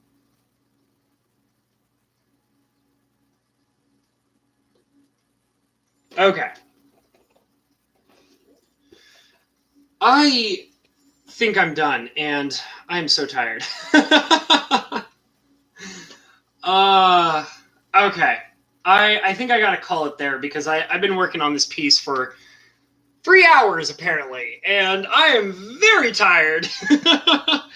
I've been so focused on all these teeny tiny. Oh man, and it's out of focus, and it's like all a glare and everything, and blech. Okay. Let me just kind of point that light. I think I'm just going to turn the light off for a little bit because I kind of have this really awkward glare that's mostly coming from my light. So I think I'm done. I feel done. I've spent 3 hours on this piece. I really think it looks really nice. I really like how it looks as it is right now. There were a lot of details and a lot of interesting colors that I had to work with. And I feel done. I mean, I don't know how the rest of you guys feel about it, but I really like it. Let me kind of bring it up a little closer to the camera so you guys can see it a little better. This is our Minimo Sightbender. And yeah, he's doing his invisible thing. He's really making somebody invisible there, isn't he? I'm so tired. So yeah, I like it a lot. And I think it came out great. I hope you guys like it. So I think I'm pretty much ready to start wrapping the stream up. And I really appreciate all you guys coming out here and hanging out with me and just, being cool. And I know it got a little quiet at the end there, but that's all right. I'm totally cool with that. I understand. But I was just really trying to focus on the painting at the end there. And just really trying to get it done. I do need to clean up some of the edges, but that's something I want to do off camera. I don't think it needs to be done on camera. So, yeah, I think I will call it here. So thank you guys so much for coming out. Go ahead, and for anybody who's new and or whatever, feel free to click that subscribe button and ring that notification bell. Feel free to, if you're not already in my channel Discord, feel free to ask me about the channel Discord, whether it's in the chat or whether it's maybe you could be in, like you can leave a comment asking about the Discord, or you can go if you hang out with Cinder or with Perp with Mike Hatcher, then you can also contact me through their streams as well. Generally, I try not to talk about my own streams too much in their streams because I don't want to, distract from what they're doing. But if you simply come in and ask me for like Discord information or something like that, or have some advice for me or whatever, that's fine too. And also, I have a PayPal account set up. Yesterday, I had my very first PayPal donator, Mr. Galindo. He's a very nice guy. I really appreciate him a lot, and it was very cool of him to send me a donation. So if anybody is interested in donating to my cause just for being cool and donating, you can donate to my PayPal account, which is in the description. If you are interested in getting a commission from me, I would highly suggest that you first contact me on Discord, and so we can negotiate and talk about what kind of commission you want. And then you can feel free to donate money for the commission, which I do $50 commissions. And let's see what else. Yeah, so I hope to see you guys in the next stream. I'm pretty sure that's the majority. Oh, and feel free to check out my DeviantArt page. That's where I keep all of my art on there, all of my past work and all of my current work. So feel free to check that out. That's also in the description. Let's see what's in the chat. Thanks again for streaming with us. No problem, Mr. Shed. I'm glad you guys are in here, and Bo too. So funny, someone just tried to counterspell my Banefire for 13. Well, alrighty then.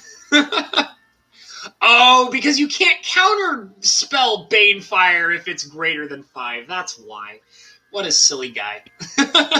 There should be an emoticon on Arena for "You're so silly." So yeah. I'm going to wrap it up here, guys. I'm very tired, so I'm just, that was fun. Thanks for the cool art. Yeah, no problem, Bo. I'm glad you guys came in here and hung out with me. So, yeah, I think I'm going to end it there. And as I like to say, follow your dreams, and wherever your dreams might take you, they'll get you to where you need to be. So I'll see you guys all later. Take it easy. Bye.